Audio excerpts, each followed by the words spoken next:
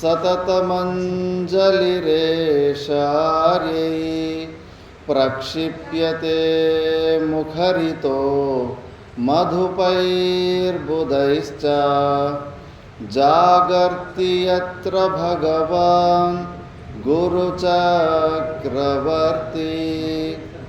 विश्वोदयप्रलयनाटकसूत्रधारी दिशन्तु शम्मे गुरुपादपांसवः दिशन्तु शम्मे గురుపాదపాంసవః.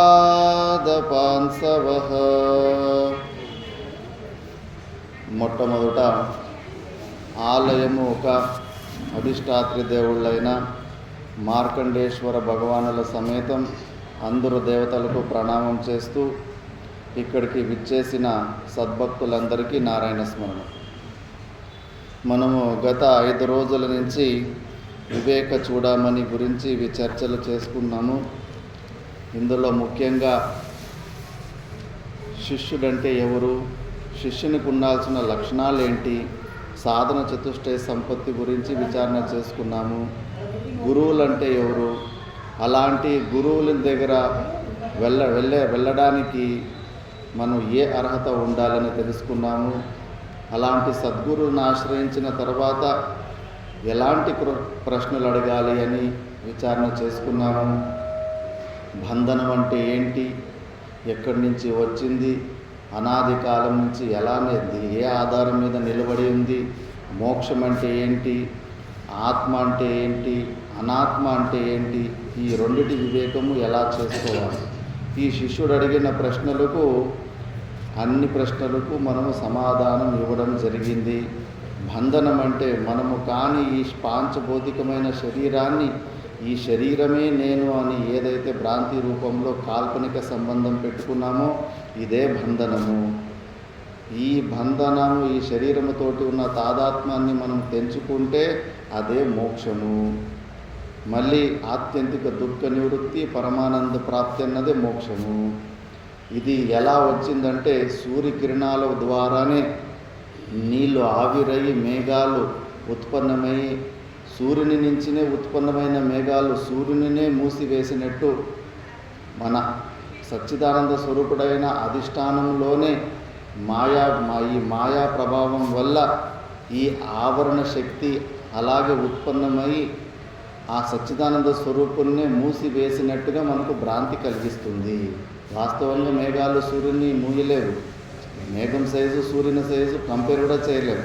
అయినప్పటికీ కూడా అవి మనకు సూర్యుని మూసేసినాయి, కనపడకుండా చేశాయని మనకు ఎలా అజ్ఞానం అవుతుందో అలాగే మనలో ఉన్న ఈ ఆవరణ శక్తి అజ్ఞానము, దానికి అధిష్టానము ఆత్మే. ఆత్మ లేకపోతే అజ్ఞానం కూడా ఎక్కడ నిలబడదు. అయినా కూడా అది మన ఆత్మస్వరూపాన్నే మూసివేస్తుంది. అంటే దాని గురించి మనం మర్చిపోయేలాగా చేస్తుంది అని మనము విచారణ చేసుకున్నాము. తర్వాత అనాత్మ అంటే ఈ 3 ప్రకారాల శరీరాలు, ఈ శరీరాల గురించి విచారణ చేసుకున్నాము. ఈ అనాత్మ వస్తువుల నుంచి మనము ఉన్న మోహాన్ని తొలగించుకోవాలని అనేక ప్రకారాల యుక్తుల ద్వారా విచారణ చేసుకున్నాము. దాని తర్వాత పదార్థ శోధనము, తత్పదార్థ శోధనము చేసి జీవ బ్రహ్మ ఐక్య గురించి మనము విచారణ చేసుకున్నాము. ఇప్పుడు నిధిధ్యాసన శ్లోకాలలో మనం విచారణ చేస్తున్నాము. ఈరోజు అంతిమ సత్రం కాబట్టి నిధిధ్యాసన శ్లోకాల గురించి, మళ్ళీ పూర్వజన్మల వాసనాలు, నిధిధ్యాసనము ఎందుకు ఎక్కువ సమయం పడుతుందంటే మనకు అనేక జన్మల నుంచి ఉన్న సంస్కారాలు, ఆ వాసనల వల్ల మనకు ఆ ఇబ్బంది కలుగుతూ ఉంటుంది. ఆ వాసనల్ని ఎలా తొలగించుకోవాలని విచారణ చేసుకొని ప్రారబ్ధ గురించి చర్చ, జీవన్ముక్త పురుషుని లక్షణం గురించి ఈరోజు చర్చ చేసుకుందాం. ఇందులో ముఖ్యంగా ఫస్ట్ ఇప్పుడు నిధిధ్యాసన శ్లోకాలు కొన్ని ఉన్నాయి.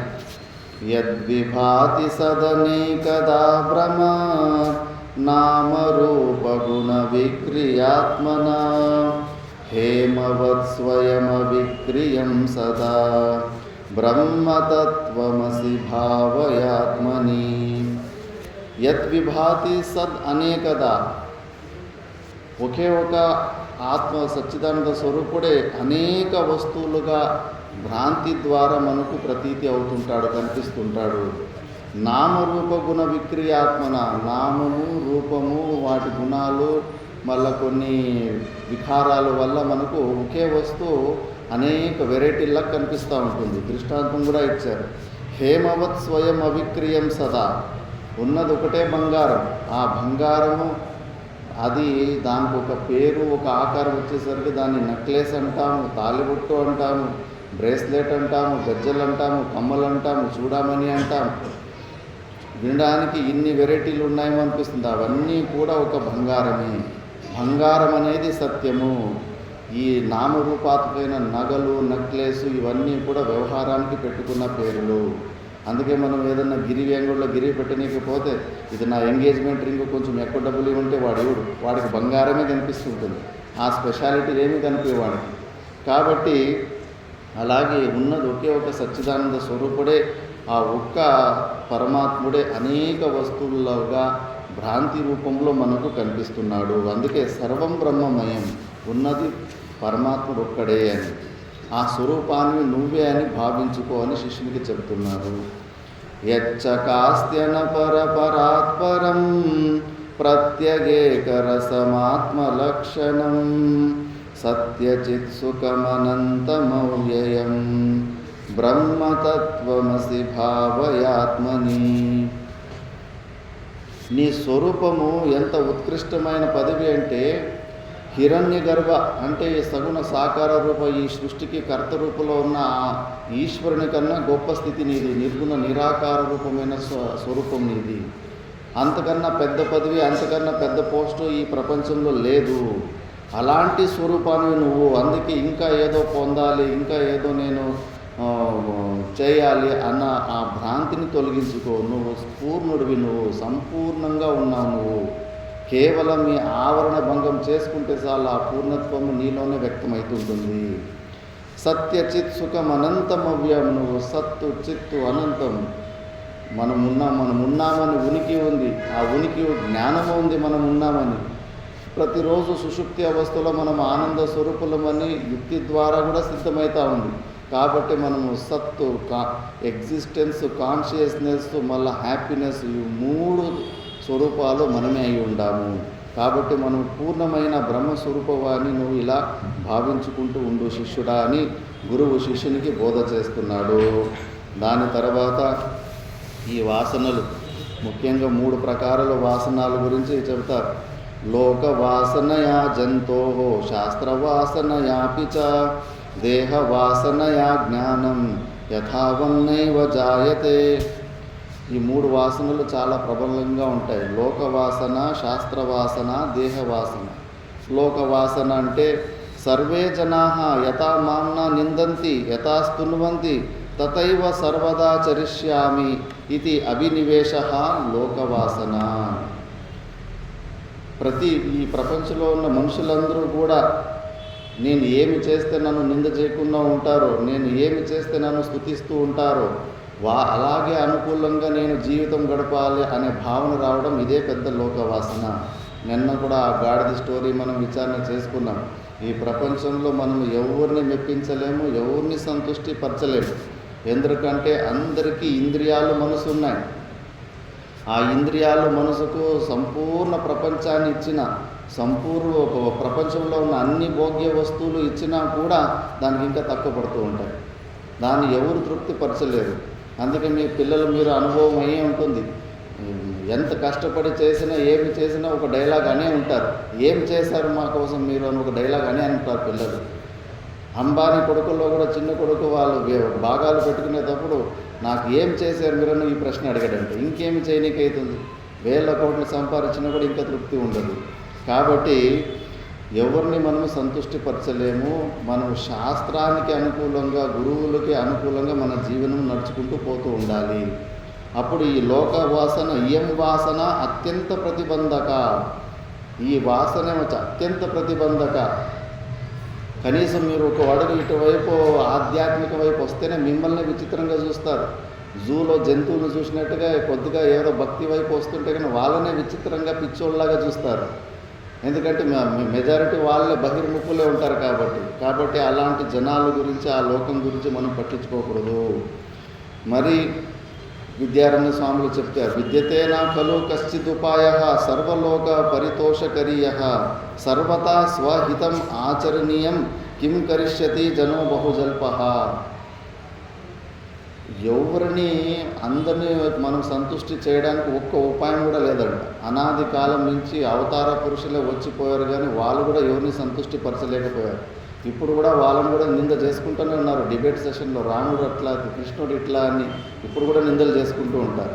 కాబట్టి సర్వతా స్వహితం ఆచరణీయం, ఎప్పుడు మన హితము మనం ఆచరించుతూ ఉండాలి. వాళ్ళేమనుకుంటారు వీళ్ళేమనుకుంటారు అని మనము కష్టాల పాలవడము కాదు. కాబట్టి కిం కరిష్యతి జనో బహుజల్ప అంటే ఎక్కువ దోషాలున్న వ్యక్తులు అలాంటి వాళ్ళు మెచ్చుకునేలాంటి జీవితం గడపాల్సిన అవసరం లేదు. సద్గురువులు మెచ్చుకునేలాంటి జీవితం గడపాలంటే మంది బహిర్ముఖులై అజ్ఞానులు మెచ్చుకునేలాంటి జీవితం గడపాల్సిన అవసరం మనకు లేదు. అందుకే ఆ లోకవాసనాన్ని వదిలిపెట్టాలి. శాస్త్రవాసనలో 3 విధాలు ఉంటాయి: పాఠ్య వ్యసనం, శాస్త్ర వ్యసనం, అనుష్ఠాన వ్యసనం అని చెప్పేసి. ఇందులో భరద్వాజ ఋషి శాస్త్రాల మీద చదవాలి, ఎక్కువ ఇంటెలిజెన్స్ని అక్వైర్ చేయాలి, విద్వత్తుని పొందాలని చెప్పేసి చదువుతూ ఉంటాడు. ఆయుష్ తక్కువ ఉంటుంది, ఒక జన్మ అయిపోతుంది, మళ్ళా ఇంకో జన్మ తీసుకుంటాడు. ఆ జన్మ అలా 3 జన్మలు తీసుకున్న తర్వాత కూడా పూర్తి కాకపోతే 4వసారి కూడా జన్మకు వచ్చేస్తుంటాడు. అది ఎప్పటికీ పూర్తి కాదు, అనంత శాస్త్రం. కాబట్టి అట్లా శాస్త్రాల్లోనే కేవలం విద్వత్తు కోసము ఆ శాస్త్రము ఈ శాస్త్రము చదువుకుంటూ పోవడం ఇది ఒక వ్యసనం. మళ్ళీ అది పాఠ్య వ్యసనం. మళ్ళీ శాస్త్ర వ్యసనం అంటే ఇక్కడ దుర్వాస మహర్షి కూడా విపరీతమైన శాస్త్రాలు చదివి అవన్నీ పెద్దగా ఏనుగుల మీద ఒంటల మీద తీసుకొని పోయి శివుని దేవిపై కలుస్తాడు. అప్పుడు నారదుడు నీకు గాడిదకి ఏమీ తేడా లేదని తిడతాడు. అంటే ఊరికి అంత శాస్త్రం చదివినా ఆత్మజ్ఞానికి బ్రహ్మ విద్య లేకపోతే నువ్వు నిష్ఫలంగానే ఉంటుంది అని. గాణగాపుర నరసింహ సరస్వతి, దత్తాత్రేయుల అవతారులైన నరసింహ సరస్వతిలో అక్కడ ఒక చిన్న కథ వస్తుంది. ఆ సమయంలో ఇద్దరు శాస్త్రార్థాలు చేసే జయ విజయులని ఇద్దరు పండితులు అందరినీ శాస్త్రార్థంలో ఓడించేసి వాళ్ళ చేతిలో లెటర్లు రాపించుకుంటూ ఉంటారు, మేము వీళ్ళ దగ్గర ఓడిపోయినామని చెప్పేసి. అట్లా మొత్తం కాశీ, మొత్తం భారతదేశం అంతా అందరినీ ఓడించేసి వాళ్ళు రాసిచ్చిన లెటర్లు ఒక ఏనుగు మీద వేసుకొని వస్తుంటారు. అంటే అంతమందిని శాస్త్రార్థంలో ఓడించేసింటారు. దాని తర్వాత ఇంకా గాణగాపురానికి వచ్చి అక్కడ నరసింహస్వామి శిష్యుడు కూడా ఉంటాడు. అతని పేరు చెప్తే కన్నా అతన్ని నువ్వు మాతోటి శాస్త్రార్థానికి రా అంటాడు.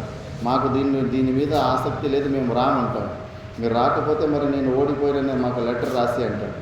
లేదు నేను రాసిస్తే కన్నా నా గురువు ఓడిపోయినట్టే, మీకు అంతగా తిక్క ఉంటే కానీ శాస్త్రార్థం చేయడానికి మా గురుగారి దగ్గరికి తీసుకెళ్తాను రాండి అని గాణగాపుర నరసింహస్వామి దగ్గరికి తీసుకెళ్తే అక్కడ దత్తాత్రేయ అవతారులైన ప్రభువులు, చూడు నాయన, ఈ శాస్త్రము రచించిన ఆ బ్రహ్మకి దీని ఆది అనంతం తెలియదు, మధ్యలో కొన్ని విషయాలు తెలుసుకొని ఎందుకు మీ అహంకారం అంటే నువ్వు శాస్త్రార్థం చేస్తావా లేదా ఒట్టి మాటలు చెప్తావా అని ఇంకా ఎక్కువ అహంకారంతో మాట్లాడతారు.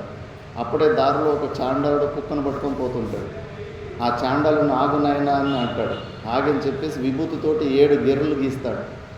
7 గెర్రెలు గీసి ఫస్ట్ 7 గెర్రెలు బయట అతను నిలబెట్టి, ఇప్పుడు నువ్వెవరు అంటే నేను పలానా చండాలుని, నేను పలానా ఊరు నాది అని చెప్తాడు. ఒక గెర్రె నెక్స్ట్ వెనకాల ఆ గెర్రె మీద నిలుచుకో అంటాడు. ఈ జన్మలో నువ్వెవరు అంటే ఏదో ఒక దేశానికి రాజు ఏమో అంటాడు. ఇంకో గెర్రె వెనకాల నిలుచుకోమంటాడు. ఆ గెర్రెలో నిలుచుకుంటే పూర్వజన్మకి వెళ్ళిపోతుంటాడు ఒక్కొక్క జన్మ వెనకాలకి. అలా ఒక 2-3-4 గెర్రెలు దాటిన తర్వాత ఒక గెర్రె నిలుచుకున్నప్పుడు ఇప్పుడు నువ్వు ఎవడు అంటే నేను కాశీలో చదువుకున్న విద్వాను పండితుని అంటాడు. అంటే ఏదో ఒక జన్మలో కాశీలో చదువుకున్న పండితుడు, అంత పెద్ద మేధావి, ఇప్పుడు చండాలని జన్మ ఎత్తి ఉన్నాడు. ఇప్పుడు ఆ స్థితికి పూర్వజన్మకు తీసుకుపోయారు కదా చాండాలుని. ఆ శాస్త్రార్థం చేయనికి వచ్చిన వాళ్ళని ఈ చాండాలని తోటి ఇప్పుడు శాస్త్రార్థం చేయండి అంటే పూర్వజన్మకు వెళ్ళిన ఆ చాండాలుడు వీళ్ళిద్దరిని ఓడించేస్తాడు శాస్త్రార్థం. మిమ్మల్ని ఓడించిన పండితుడికి ఇప్పుడు చాండాల జనం వచ్చింది. మరి అలాంటి శాస్త్రాన్ని పట్టుకొని ఎందుకు నాయన మీకు అహంకారము? దానివల్ల ఏమి రాదంతే. భుక్తయేనతు ముక్తయే. నీ పొట్ట నింపుకోవచ్చేమో కానీ విద్వత ద్వారా మోక్షం మాత్రం రాదు. నీకు అహంకారాన్ని మాత్రం నువ్వు డైల్యూట్ చేసుకోలేదు, చంపుకోలేకపోయావు అని. అలా కొంతమందికి శాస్త్రవాసన ఉంటుంది. ఆ శాస్త్రవాసనను వదిలిపెట్టాలి.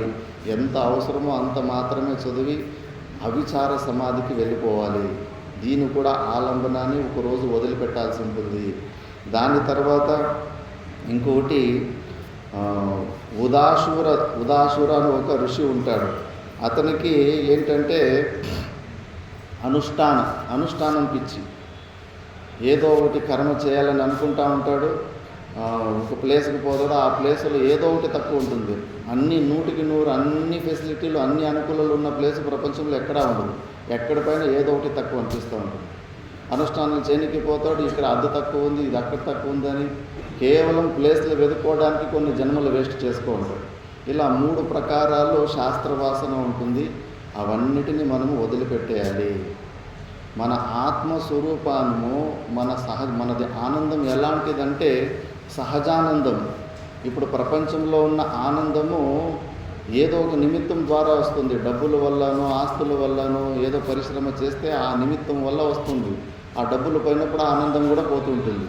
కానీ మన ఆనందము ఏ నిమిత్తాల వల్ల వచ్చే ఆనందము కాదు, అది సహజానందం. కాబట్టి దానికో దేశము, కాలము, సమయము అవసరం లేదు. అవి మనలో ఉన్న వికారాలు. కానీ ఈ ప్లేస్లో నాకు సాధన సరిగ్గా జరగడం లేదు, వేరే ప్లేస్కి పోతే బాగా సాధన జరుగుతుంది. నీకు ప్లేసు ద్వారా, కాలము ద్వారా, అనుకూల పరిస్థితుల ద్వారా వచ్చే ఆనందము, నీకు ఆనందం ఏదైనా వచ్చిందంటే ఏదో ఒక రోజు ఆ అనుకూలత లేని రోజు నీకు దాని నిమిత్తంగా వచ్చిన ఆనందం కూడా వెళ్ళిపోతుంది. అందుకే దేశానికి, కాలానికి అతీతంగా ఉన్న సహజానందాన్ని ఇక్కడే నువ్వు ఉన్న చోటే నీ స్వరూపాన్ని, సహజానందాన్ని నువ్వు పొందాలి. కాబట్టి ఇలా 3 ప్రకారాలు. మళ్ళా దేహవాసన, శాస్త్రవాసన తర్వాత ఈ దేహవాసన. ఈ శరీరమే నేను అన్నది భావన చాలా విపరీతమైన అలవాటు అయిపోయింది.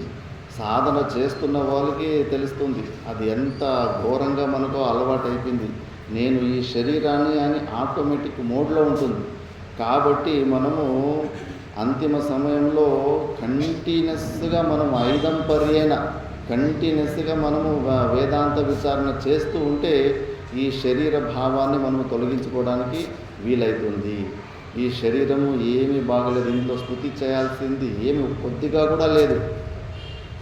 ఆయుర్వర్షశతం నినాం పరిమితం రాత్రో తదర్ధం గతం తస్యార్ధస్య పరస్య చార్ధమపరం వృద్ధత్వబాలత్వయోః శేషం వ్యాధివియోగదుఃఖసహితం సేవాదిభిర్నీయతే జీవే వారితరంగచంచలతరే సౌఖ్యం కుతః జీవినాం. భర్తృహరి మహారాజ్ అంటాడు, మనకు 100 సంవత్సరాల ఆయువు, అందులో సగము రాత్రుల్లోనే అయిపోతుంది. సగం ఆయుష్ రాత్రుల్లోనే అయిపోతుంది. అంటే 50% కథం. ఇంకా ఉన్న 50%లో 25% బాలత్వము, వృద్ధత్వము. బాల్యావస్థలో కూడా పరాధీనత ఎక్కువ ఉంటుంది, వృద్ధావస్థలో కూడా పరాధీనత ఉంటుంది. 75% కథం. ఇంకా మిగిలిన 25%లో వ్యాధులు, రోగాలు, దుఃఖము, మళ్ళా సేవాదివి ఏదో ఒకటి పరిశ్రమలు, ఉద్యోగాలు అవి ఇవి చేసుకోవడం వల్ల ఇందులోనే అంత సమయం వ్యర్థమైపోతుంది. చాలా చంచలమైన జీవితం, ఇందులో సుఖం ఎక్కడుంది? దీన్ని నువ్వు బెటర్ లైఫ్ అని ఎందుకు అనుకుంటున్నావు? కొద్దిగా పైన స్వర్గంలో ఉన్న సుఖం గురించన్నా కొద్దిగా కంపేర్ చేసుకో. అక్కడున్న ఫెసిలిటీకి, భూలోకంలో ఉన్న ఫెసిలిటీకి ఏమీ తారతమ్యం లేదు. ఇక్కడ సాసు గింజంత సుఖానికి సముద్రం అంత కష్టం, అంతటి పరిశ్రమ ఉంది. కాబట్టి ఈ శరీరంలో మనము పూర్ణ సుఖాన్ని పొందే ఛాన్స్లే లేదు. కాబట్టి ఈ శరీర భావాన్ని మనము తొలగించుకోవాలి. ఈ శరీరం మీద ఉన్న మోహాన్ని మనము తొలగించుకోవాలి. ఇది ఒక జైలు, మనల్ని బంధించేసింది ఇది. ఈ జైలులో మనం ఇరుక్కుపోయినాము. కాబట్టి ఈ 3 ప్రకారాల వాసనలు మనము చాలా తొందరగా తొలగించుకోవాలి. విద్యారణ్య స్వాములు ఈ 3 ప్రకారాల వాసనల కన్నా కొన్ని మనకు ఉన్న అలవాట్లలో దుర్వాసన ప్రతీకార దశకమని ఒక దశకములో చాలా స్పష్టంగా మనకున్న అలవాట్లు ఏమేమి అలవాట్లు దాన్ని ఎలా వదిలించుకోవాలని దానికి పరిష్కారం చెప్పారు. వాటి గురించి మనం విచారణ చేద్దాం. మనలో ఉన్న పూర్వ వాసనలు పాత అలవాట్లు మనము పోవాలంటే మనం సంపూర్ణంగా పరమాత్మ చింతనలోనే మనం జీవితం గడపాలి.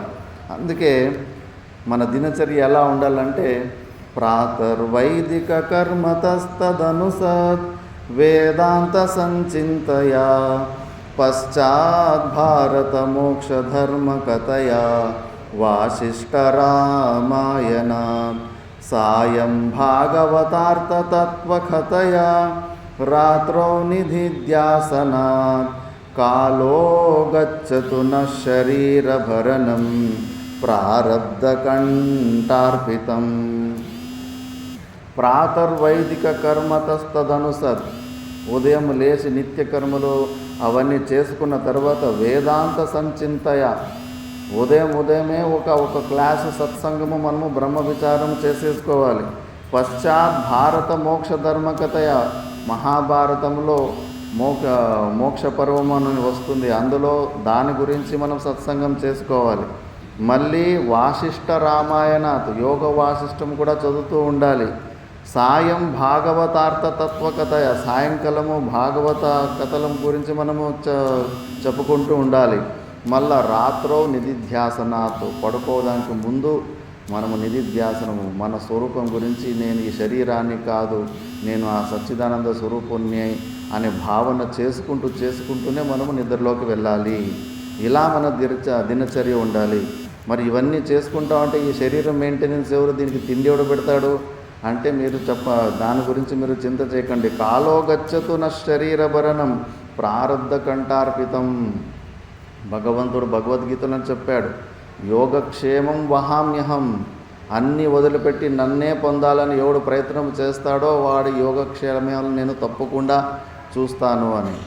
వివేకానందుడు ఒకసారి ఆ శ్లోకం విని అదెలా అవుతుంది, కొద్దిగా కూడా భిక్షాటనకి నోరు విప్పి అడగంది ఎవడు పెట్టడం లేదు, ఏమి ప్రయత్నం చేసుకోకుండా శరీరం మెయింటెనెన్స్ అయిపోతుందా అని బృందావనంలో ఉంటాడు అప్పుడు.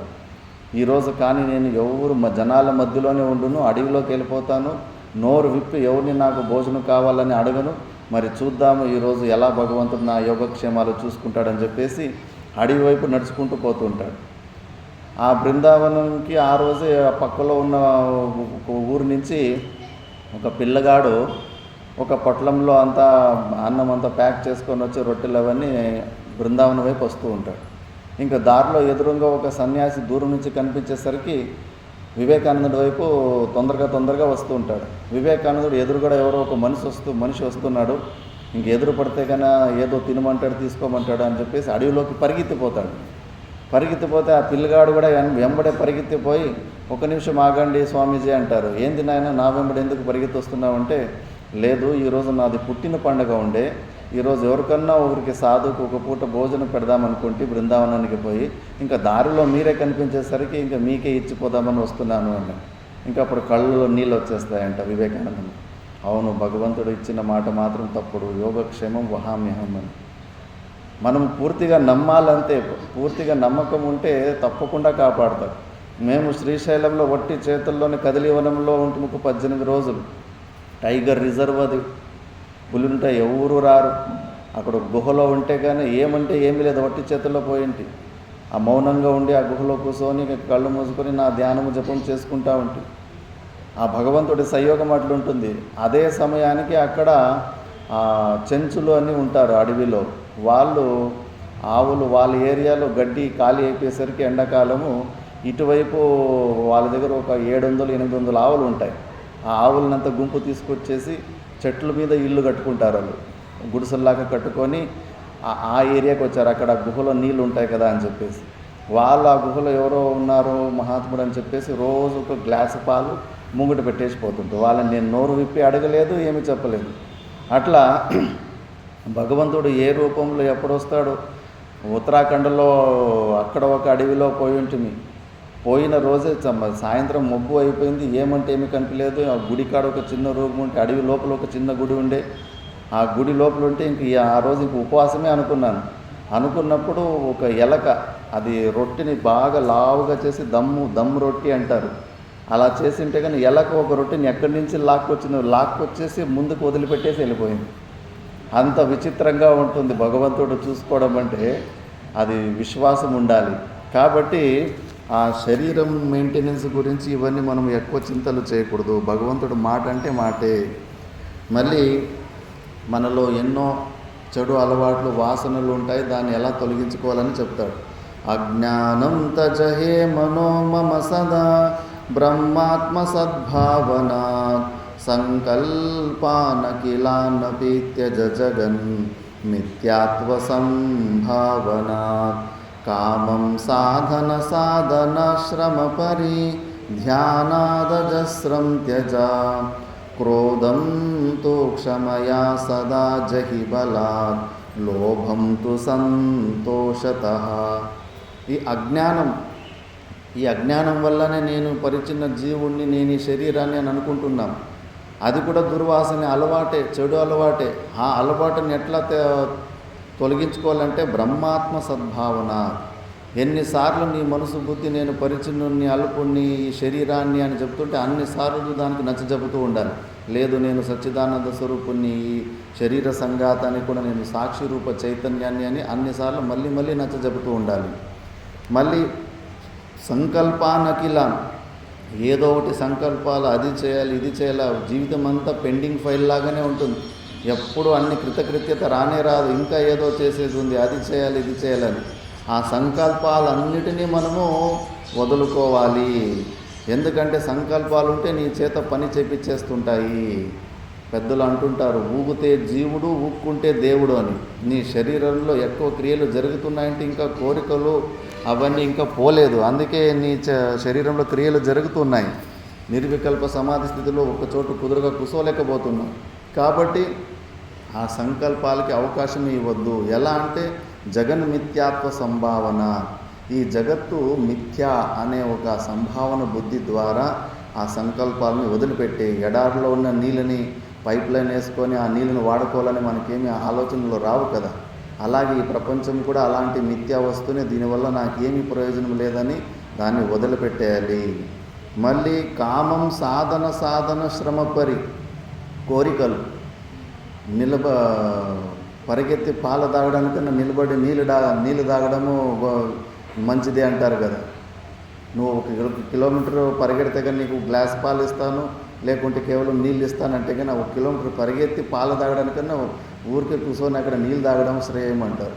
కాబట్టి కోరికలు ఎక్కువ ఉన్నాయంటే దాంట్లో దోషాలు చూడాలి. బహు ఆయాసము, ఆ కోరికల వల్లనే మళ్ళీ మనము జన్మకు వచ్చేస్తున్నాము. ఆ పరిశ్రమని చూసి, దోష దర్శనము చూసి దాన్ని కోరికల్ని చంపుకోవాలి. క్రోధంతో క్షమయ, క్రోధం వస్తూ ఉంటుంది, అది చెడు అలవాటు. ఇవన్నీ వాసనలే, దుర్వాసనలు అనాది కాలం నుంచి వస్తున్నాయి అలవాటలు.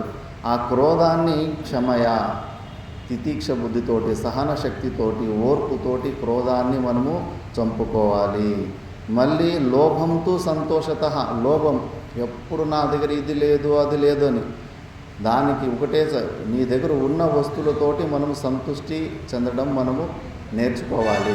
ఇప్పుడు బ్యాంకులో మనము డబ్బులు ఫిక్స్డ్ డిపాజిట్ పెట్టనే లేదు. బ్యాంకు కాడ ఉదయం నుంచి సాయంత్రం వరకు వెయిట్ చేసి నా డబ్బులు అంటే వాళ్ళు ఇస్తారా? ఇవ్వరు.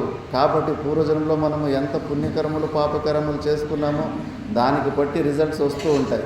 కాబట్టి నిమిత్త మాత్రంగా ఉద్యోగాలు వ్యాపారం చేస్తుండాలి. కానీ ఈ జన్మలో వస్తున్నదంతా కూడా పూర్వజన్మలో చేసుకున్నది. ఈ జన్మలో చేసే పరిశ్రమ కేవలం నిమిత్త కారణం అంతే. కాబట్టి ఉన్న దాంట్లోనే సంతృష్టి పడుతూ ఉండాలి మనము.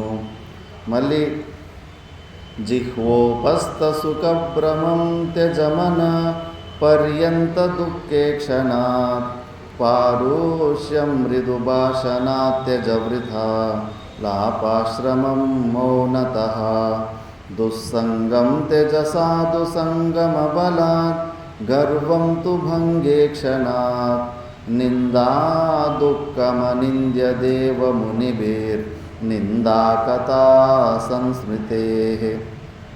జిహ్వోపస్థ సుఖం, జిహ్వేంద్రియము, నాలిక, మళ్ళీ ఉపస్థేంద్రియము, ఈ రెండిటి సుఖాలు ముఖ్యంగా ఈ రెండు ఇంద్రియాలే నిగ్రహం చేసుకోవడం చాలా కష్టం అంటారు.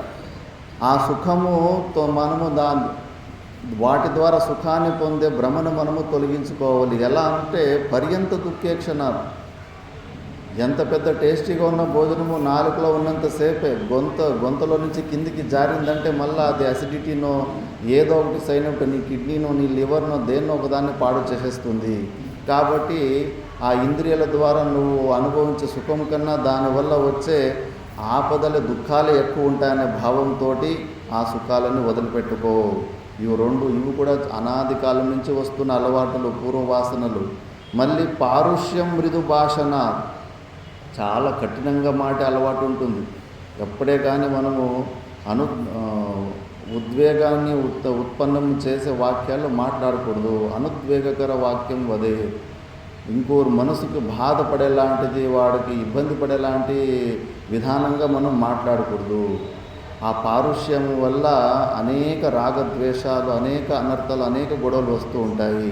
మృదువుగా మాట్లాడాలి, సాఫ్ట్గా మాట్లాడాలి, ప్రియవాక్యాలు మాట్లాడాలి. కాబట్టి మృదు భాషణ ద్వారా పౌరుష్యాన్ని, అంటే కఠినంగా మాట్లాడే తత్వాన్ని వదులుకోవాలి. మళ్ళా వృతాలాపశ్రమం, వ్యర్థంగా ముచ్చట్లు పెట్టుకోవడం, అవి వ్యర్థమైన టైం వేస్ట్ చేసుకుంటూ ఉంటాం. అలాంటి టైం వేస్ట్ చేసుకోవడం కన్నా మౌనంగా ఉండడం ఎంతో శ్రేయము.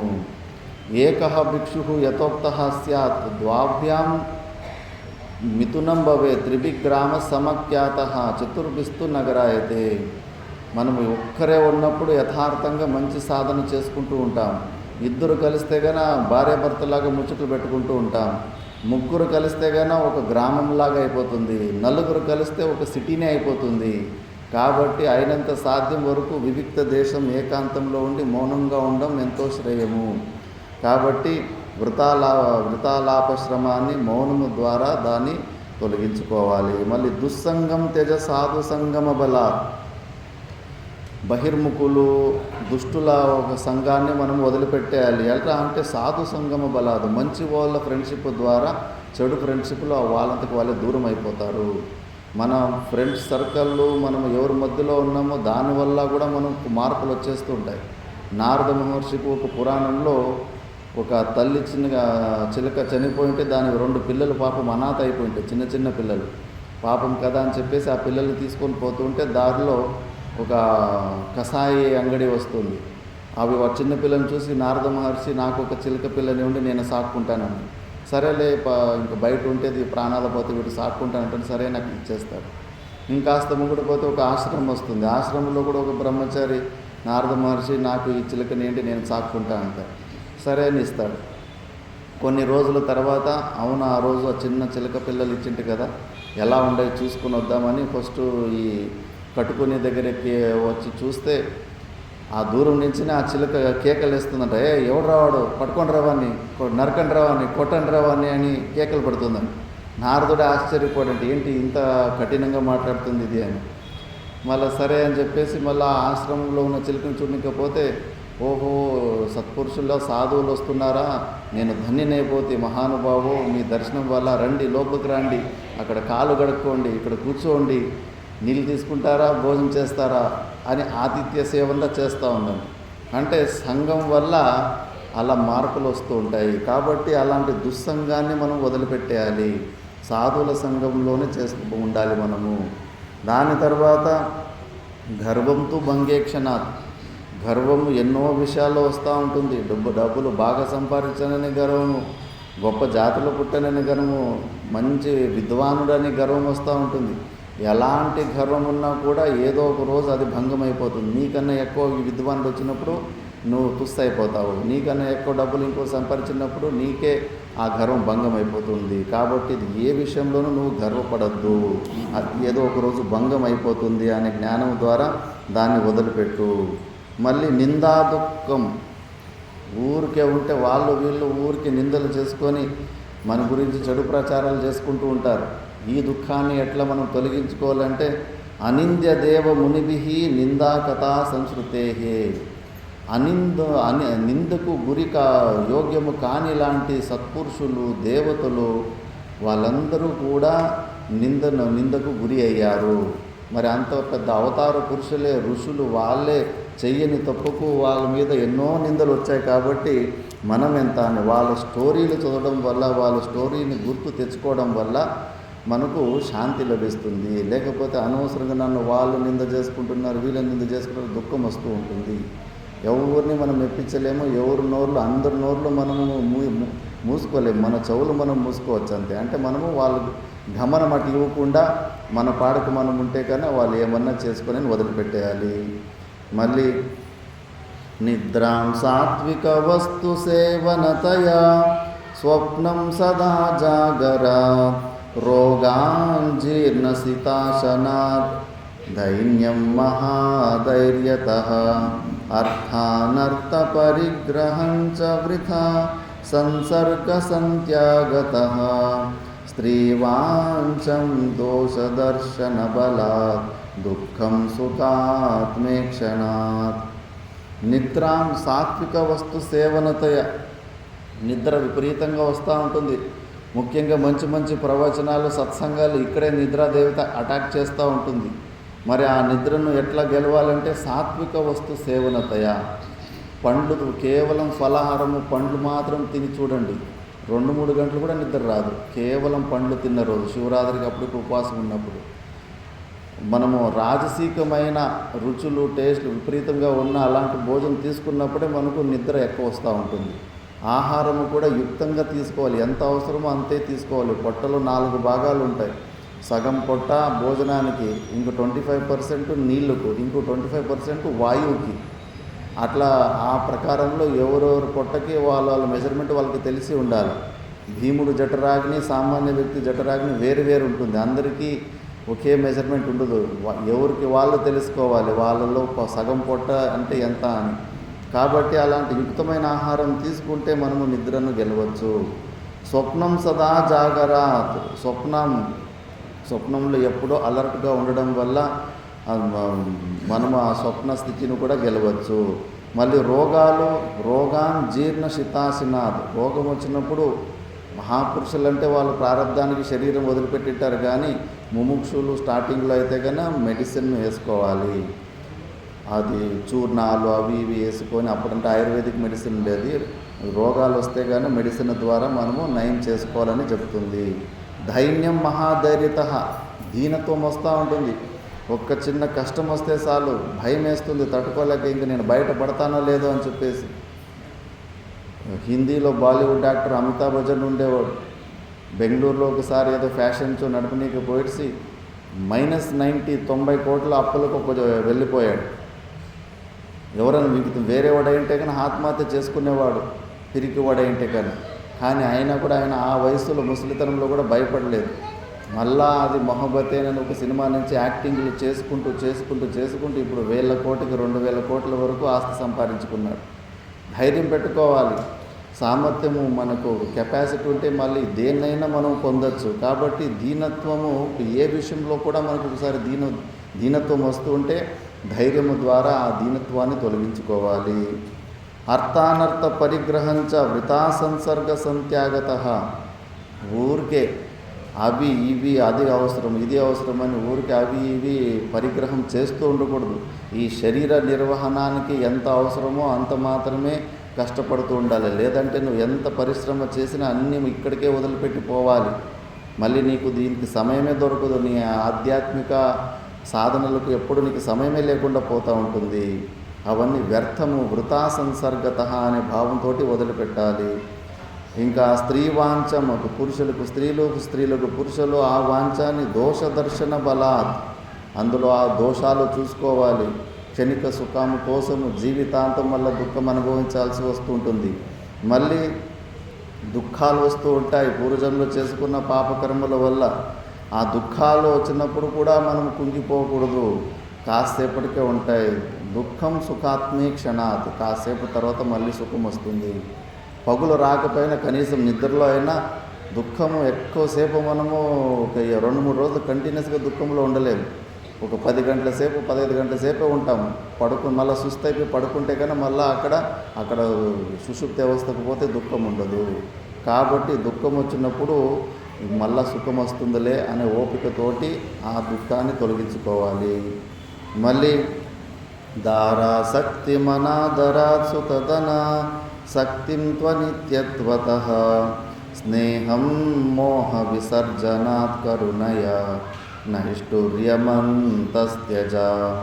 ఔదాసీన్య సమాశ్రయాత్యజ సుహృన్ మిత్రారి దుర్వాసన సర్వానర్థకరాన్ దశేంద్రియ రిపూన్ ఏకాంతవాసాజ్జహి. దారాసక్త మన ఇళ్ళలో ఉన్న వాళ్ళ మీద ఒకరికి అటాచ్మెంటు, భార్య మీద పిల్లల మీద, భార్య మీద ఉన్న ఆసక్తిని అనాథరాత్, నువ్వు మళ్ళీ ఏదో ఒక రోజు నిన్ను అవమానిస్తుంది, ఈ విషయాన్ని తెలుసుకో. నువ్వు ఎప్పటి వరకు అనుకూలంగా ఉంటావు అప్పుడే నీకు రెస్పెక్ట్ అంతా ఉంటుంది. ఎప్పటి వరకు నువ్వు సంపాదిస్తుంటావు అప్పుడే ప్రపంచంలో నీకు విలువ ఉంటుంది. యావత్ విత్తోపార్జన సక్తః తావన్నిజ పరివారో రక్తః పశ్చాజ్జీవతి జర్జర దేహే వార్తాం కోపి న పృచ్చతి గేహే భజ గోవిందం భజ గోవిందం గోవిందం భజ మూఢమతే. యావత్ విత్తోపార్జన సక్తః, ఎప్పటి వరకు నువ్వు డబ్బులు సంపాదిస్తూ ఉంటావో, ఇతరుల సంతోషానికి కాంట్రిబ్యూషన్ ఇస్తూ ఉంటావో అప్పటి వరకునే నీ మీద శ్రద్ధ ప్రేమలు ఉంటాయి. ఎప్పుడు నువ్వు ఇంకా ఏమి సంపాదన చేస్తావు, జర్జర దేహే, వయసు అయిపోయిన తర్వాత నీ దగ్గర ఏమి ఇన్కమ్ సోర్స్ లేదు, నీ వల్ల ఏమి ప్రయోజనం లేదని తెలిసిన తర్వాత వార్తాం కోపిన పృచ్చతి గేహే, నువ్వు తిన్నావా లేదా ఉన్నావా లేదని నీ వార్త నిన్ను పట్టించుకునేటోళ్ళు కూడా ఉండరు. ఈ సత్యాన్ని తెలుసుకో. అందుకే అనవసరంగా అక్కడ ఇక్కడ ఓవర్ అటాచ్మెంట్ పెట్టుకోకు. డ్యూటీ ఓరియంటెడ్గా నీ కర్తవ్యాలేమో, భార్యకు నువ్వేమి చేయాలి ఆ కర్తవ్యాలు చేసి, పిల్లలకు ఏమి చేయాలి ఆ కర్తవ్యాలు పూర్తిగా చేసుకున్న తర్వాత నువ్వు ఈ సాధనలోకి వచ్చేయాలి, ఆ మోహాన్ని వదిలిపెట్టాలి అని చెబుతుంది. దారాసక్తి అనిత్యత్వద, ఇవన్నీ అనిత్యమైన వస్తువులు కాబట్టి ఎక్కడ మనము అటాచ్మెంట్ పెట్టుకోవద్దు. స్నేహం మోహ విసర్జన, స్నేహం వాళ్ళ మీద వీళ్ళ మీద స్నేహము మోహ విసర్జన కరుణయ నైష్ఠుర్యం అంతస్త్యజ. నిష్ఠురత వస్తూ ఉంటుంది. ఎవరైనా బాధపడుతుంటే కన్నా ఆటోమేటిక్గా మన మనసులో ఒక ప్రకారమైన బాధ కలుగుతూ ఉంటుంది. అది ఎందుకో తెలియదు. మనుషులకి ఆ ఆసురి సంపదలు ఎక్కువ ఉన్నప్పుడు మనతోనే పుట్టి పెరిగినోడు మనకన్నా ఎక్కువగా ఒకవేళ బాగా డెవలప్ అయిపోతున్నాడు, ఇంప్రూవ్ అయిపోతున్నాడు అంటే దాన్ని చూసి ఒక ప్రకారమే అసూయ గుణం పుడుతూ ఉంటుంది,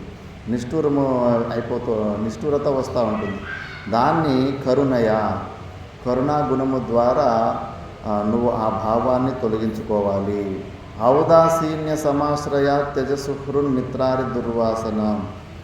మళ్ళా నీకు ఫ్రెండ్స్ ఉండకూడదు, శత్రువులు ఉండకూడదు, అలాంటి న్యూట్రల్ స్టేజ్లో ఉండాలి. ఔదాసీన్య సమాశ్రయ.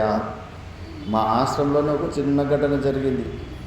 మొదటిసారి మధ్యప్రదేశ్ ఓంకారేశ్వరంలో పోయినప్పుడు ఇంకా రోజు ఉదయం కాస్త టిఫిన్ పెట్టేటప్పుడు అక్కడే కూర్చొని తిని మళ్ళీ బయటకు వస్తుంటారు. ఆ టిఫిన్ తీసుకున్న తర్వాత రోజు ఒక మహాత్ముని పక్కలో కూర్చునేవాడిని. మహాత్ముని పక్కలో కూర్చొని తిని వచ్చేసేవాళ్ళు. ఆ ఆశ్రమానికి మొదటిసారి పోయాను. ఒక వ్యక్తి నన్ను చూస్తే కోప్పడుతున్నాడు, ఎక్కడెక్కడ అవకాశం పడితే అక్కడికంతా గొడవకు వస్తున్నాడు. నాకైతే అర్థమే కాలేదు. జీవితంలో ఈ వ్యక్తిని మొదటిసారి చూస్తున్నాను, ఈ వ్యక్తికి నా మీద ఇంతకు కోపం ఎందుకు వస్తుంది అని. ఒకసారి నేనే అడిగితే, మహాత్మా నా వల్ల నీకేమైనా ఇబ్బంది జరిగింది ఎప్పుడన్నా, తెలుసో తెలియదో, నిన్ను చూస్తుంటే నా మీద కోపంగా ఉన్నట్టున్నావు అంటే ఏం లేదు అన్నాడు. చెప్పలేదు కారణం. మళ్ళీ మరుసటి రోజు నేను ఎవరి పక్కలో అయితే కూర్చొని నేను ఆ టిఫిన్ చేస్తుంటో అతడు చెప్పాడు.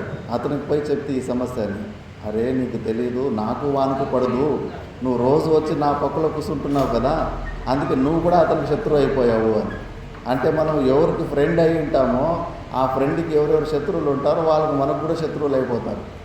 కాబట్టి వ్యవహారం మనము ఫ్రెండు ఎవరి దగ్గర ఫ్రెండ్షిప్ లేదు, మిత ద్వేషము లేదు, న్యూట్రల్గా వ్యవహారం చేసుకుంటూ ఉండాలని శాస్త్రం చెప్తుంది. దాన్ని ఔదాసీన్య సమాశ్రయ త్యజసుహృన్ మిత్రారి దుర్వాసనం, ఇది కూడా బ్యాడ్ హ్యాబిట్టే అని. వాడు నా ఫ్రెండ్ అనడము, వీడు నా శత్రు అనడము బ్యాడ్ హ్యాబిట్సే అని న్యూట్రల్గా ఉండాలని చెప్తుంది. సర్వానర్థకరాన్ దశేంద్రియ రిపూన్ ఏకాంతవాసాజ్జహి, ఈ దశేంద్రియాలు, పంచ జ్ఞానేంద్రియాలు, పంచ కర్మేంద్రియాలు, ఇవన్నీ మన శత్రువులు. ఈ శత్రువుల్ని మనము ఎలా గెలవాలంటే ఏకాంతవాసాజ్జహి, ఏకాంతం అంటే మన స్వరూపంలోనే మనలోనే ఉండే అలవాటు చేసుకోవాలి. ఆ విషయాలలో స్టార్టింగ్లో సామర్థ్యం లేనప్పుడు ఆ విషయాలకు దగ్గరగా పెట్టుకోకూడదు, దూరంగా ఉండాలి. మళ్ళీ సామర్థ్యం పెరిగిన తర్వాత మళ్ళీ ఆ కెపాసిటీ వస్తుంది. అందుకే ఏకాంత వాసము ద్వారా ఈ ఇంద్రియాల్లో వీక్నెస్ని మనము గెలవాలి అని.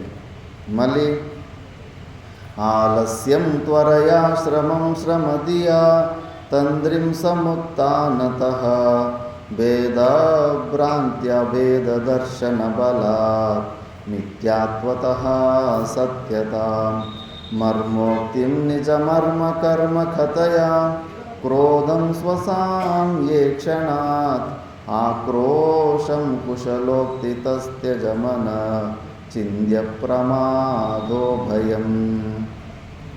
ఆలస్యం, మనకు ఆలస్య గుణం ఉంటుంది, తమో గుణ ప్రధానమైన ఆలస్య గుణం. ఆ ఆలస్య గుణాన్ని ఎలా మనము తొలగించుకోవాలంటే త్వరగా చేసే పని, సమయం ఉందిలే మెల్లగా కొసు ఊడ్చుకుందాంలే అని కాదు. సమయం ఉన్నప్పటికీ కూడా దాన్ని మాత్రం తక్కువ సమయంలోనే చేయాలి. చేసే పనిలో దీర్ఘసూత్రిత్వం ఉండకూడదు, ఎక్కువసేపు లెంతీగా చేసే అలవాటు ఉండకూడదు. టకటక చేసేసి మళ్ళీ కావాల్సి ఉంటే సైలెంట్గా కూర్చో, కానీ సమయం ఉందిలే అని చెప్పేసి మెల్లమెల్లగా చేసే అలవాటు చేసుకుంటే దీర్ఘసూత్రిత్వం అనేది వచ్చేస్తుంది, ఆలస్య గుణం పెరిగిపోతూ ఉంటుంది. కాబట్టి దాన్ని త్వరగా చేసే తత్వం ద్వారా ఆలస్యాన్ని తొలగించుకోవాలి. మళ్ళా తంద్రిం సముత్థాన, తంద్రిం అంటే అక్కడ నిద్రకు ఇటు జాగ్రత్తకు మధ్యలో ఉన్న స్థితి. ఆ తంద్రిం ఉన్నప్పుడు ప్రవచనాలు చెప్పిన విషయాలు కూడా బుర్రలోకి ఎక్కువ, స్కూల్లో పాఠాలు చెప్తూ ఉంటే కూడా బుర్రలోకి ఎక్కువ, పైనుంచి పైన వెళ్ళిపోతుంటావు.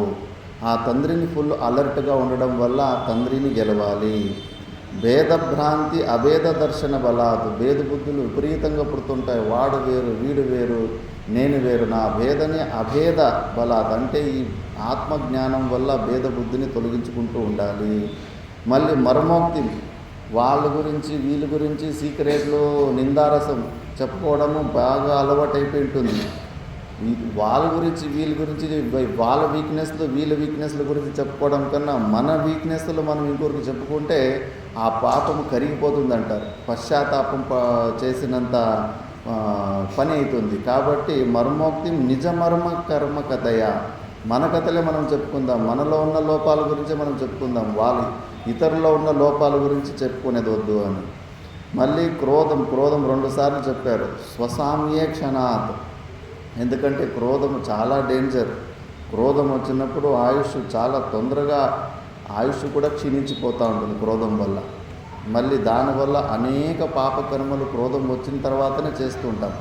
అందుకే క్రోధాన్ని మాత్రం ప్రతి క్షణము మనము నియంత్రణ చేసుకుంటూ ఉండాలి. మనలో మన స్వరూపం క్రోధం వచ్చినప్పుడు ఎక్కువ మళ్ళీ వ్యవహారంలో సైలెంట్గా పోయి రూమ్లో పోయి తలుపేసుకొని సైలెంట్గా కాసేపు నిద్ర పడుకొని లేచి వచ్చేయాలి, మళ్ళీ అది చల్లబడిపోతుంది. ఆక్రోశం కుశలోక్తిత, ఎవరన్నా చిన్న చిన్న తప్పులు చేస్తుంటారు, మనం చెప్పినట్లు పని జరిగిండదు, అలా అని ఊరికే వాళ్ళ మీద ఆక్రోశాన్ని చూపించకూడదు. వాడికి మంచిగా నేర్పాలి. ఏదైనా పని చేయడం రాకపోతే మంచిగా నేర్పి వాడి సమస్య ఏదో తెలుసుకొని వానికి నేర్పాలి. మళ్ళీ భూతార్థ స్మరణం వృతా భ్రమదియా ప్రాప్తం తు హాని క్షణాత్ భవ్యార్థ వ్యసనం సదా త్యజమన ప్రారబ్ధచోద్యేక్షణాత్ శిష్టజనక్రియాం త్యజవృత కష్టానుసంధానతః స్నేహాద్వేషమతిం సదా త్యజనం భస్మాంతతా సంస్మృతే. భూతార్థ స్మరణం, మనము ప్రజెంట్లో మనం సరిగ్గా కాన్సన్ట్రేట్ చేయలేకపోతున్నామంటే, లేదో పాస్ట్ గురించి brooding about fast, worrying about future, జరిగిన విషయాలన్నీ నెమరేసుకుంటూ ఉంటాము, లేదంటే భవిష్యత్తు గురించి చింతలు చేస్తూ ఉంటాం ఎట్లా అని. కాబట్టి ఈ రెండింటిని భూతార్థ స్మరణని వృథా శ్రమదియ, వ్యర్థమైన శ్రమే కానీ దాన్ని స్మరణ చేసుకోవడం వల్ల ఏమీ ప్రయోజనం లేదు. ఇంకా మనకు తల బరువు అయిపోతుంది. టైం వేస్ట్ అనే భావంతో దాన్ని ప్రాప్తంకు హాని క్షణాలు, ఏమీ ప్రయోజనం లేదు, ఇంకా హాని కలుగుతుందనే భావంతో వదిలిపెట్టేయాలి. భవ్యార్థ వ్యసనం సదా త్యజ ప్రారబ్ధ చోద్యక్షణాత్, భవిష్యత్తు గురించి ఎక్కువ చింత చేయాల్సిన అవసరం లేదు. మనము పుట్టుక ముందే మన ప్రారబ్ధము 84 సంవత్సరాల ఆయుష్ ఉందంటే 84 సంవత్సరాలకి భోజనం కూడా రెడీ ఉంటుంది. అది నువ్వు ఎక్కడ పైనా కూడా అది నీ వెంబడే పూర్వజంలో చేసిన ప్రారంధం ఆయుష్ ఎంత ఇచ్చింటే అంత భోజనం కూడా రెడీగా ముందే ఉంటుంది. కాబట్టి ప్రారంధం గురించి నువ్వు ఎక్కువ చింత చేయకు, ఆ ప్రారంధం చూసుకుంటుంది అనే భావనతోటి భవిష్యత్తు గురించి చింతలు చేసేదాన్ని వదులుకోవాలి. మళ్ళీ శిష్టాశిష్ట జనక్రియ మృత కష్టానుసంధానత, మంచి పనులు కావచ్చు, చెడ పనులు కావచ్చు, అవన్నీ కూడా అంతకన్నా శుద్ధి వరకు అయితే ఓకే. అలా కాకుండా కీర్తి ప్రతిష్టలు పొందాలనే ఉద్దేశంతో నువ్వు అలాంటి పనులు చేస్తే కూడా దాన్ని కూడా వదులుకోవాలి. ఎందుకంటే కష్టానుసంధానత, ఏది ఫ్రీగా రాదు. నువ్వు మంచి పేరు తెచ్చుకోవాలంటే కూడా విపరీతమైన కష్టము పడాల్సి ఉంటుంది. దాని ద్వారా దాన్ని వదులుకో. మళ్ళీ ద్వేషం, ఒకసారి ఎవరితోన్నా గొడవ అయిపోతే మళ్ళీ కాంప్రమైజ్కి రాదు. జీవితాంతం అలాగే శత్రువులాగానే మనసులో ఉంటుంది. లేదు, ఆ ద్వేషమతిని స్నేహాత్ ద్వేషమతిం సదా త్యజ. స్నేహం, ఎవరి మీద ఒకసారి గొడవ అయిపోయింటుందో, ద్వేషం పెరిగి ఉంటుందో వాళ్ళది దగ్గరికి పోయి మళ్ళా స్నేహం, వాళ్ళు మాట్లాడకపోయినా మనమే వాళ్ళ దగ్గరికి పోయి మాట్లాడుకొని స్నేహాన్ని పెంచుకుంటే ఆ ద్వేషం అక్కడికే ఇదైపోతుంది. నేనెందుకు మాట్లాడాలి, ఇంకా డిస్టెన్స్ మెయింటైన్ ఎక్కువైపోతే ఇంకా ద్వేషం పెరుగుతూ పోతూ ఉంటుంది. ద్వేషం ఎక్కువ పెరిగిన తర్వాత మళ్ళీ ఏదో ఒక రోజు మనసావాచకరమైన అటాకులు కూడా జరుగుతాయి. కాబట్టి ఆ ద్వేష బుద్ధిని స్నేహము ద్వారా తొలగించుకోవాలి. మళ్ళా మనుషుల మీద ఉన్న అటాచ్మెంటు అవన్నీ కూడా జనం భస్మాంతత సంస్మృతే. ఎంత గొప్ప వ్యక్తి అయినా, ఎలాంటి వ్యక్తి అయినా కూడా ఏదో ఒక రోజు కాల్చిన తర్వాత బూర్ది కావాల్సిందే, భస్మం అయిపోతాడు ఏదో ఒక రోజు. కాబట్టి ఈ ఒక సత్యాన్ని తెలుసుకొని ఏ వ్యక్తి మీద కూడా ఓవర్ అటాచ్మెంట్ పెట్టుకోవద్దు అని.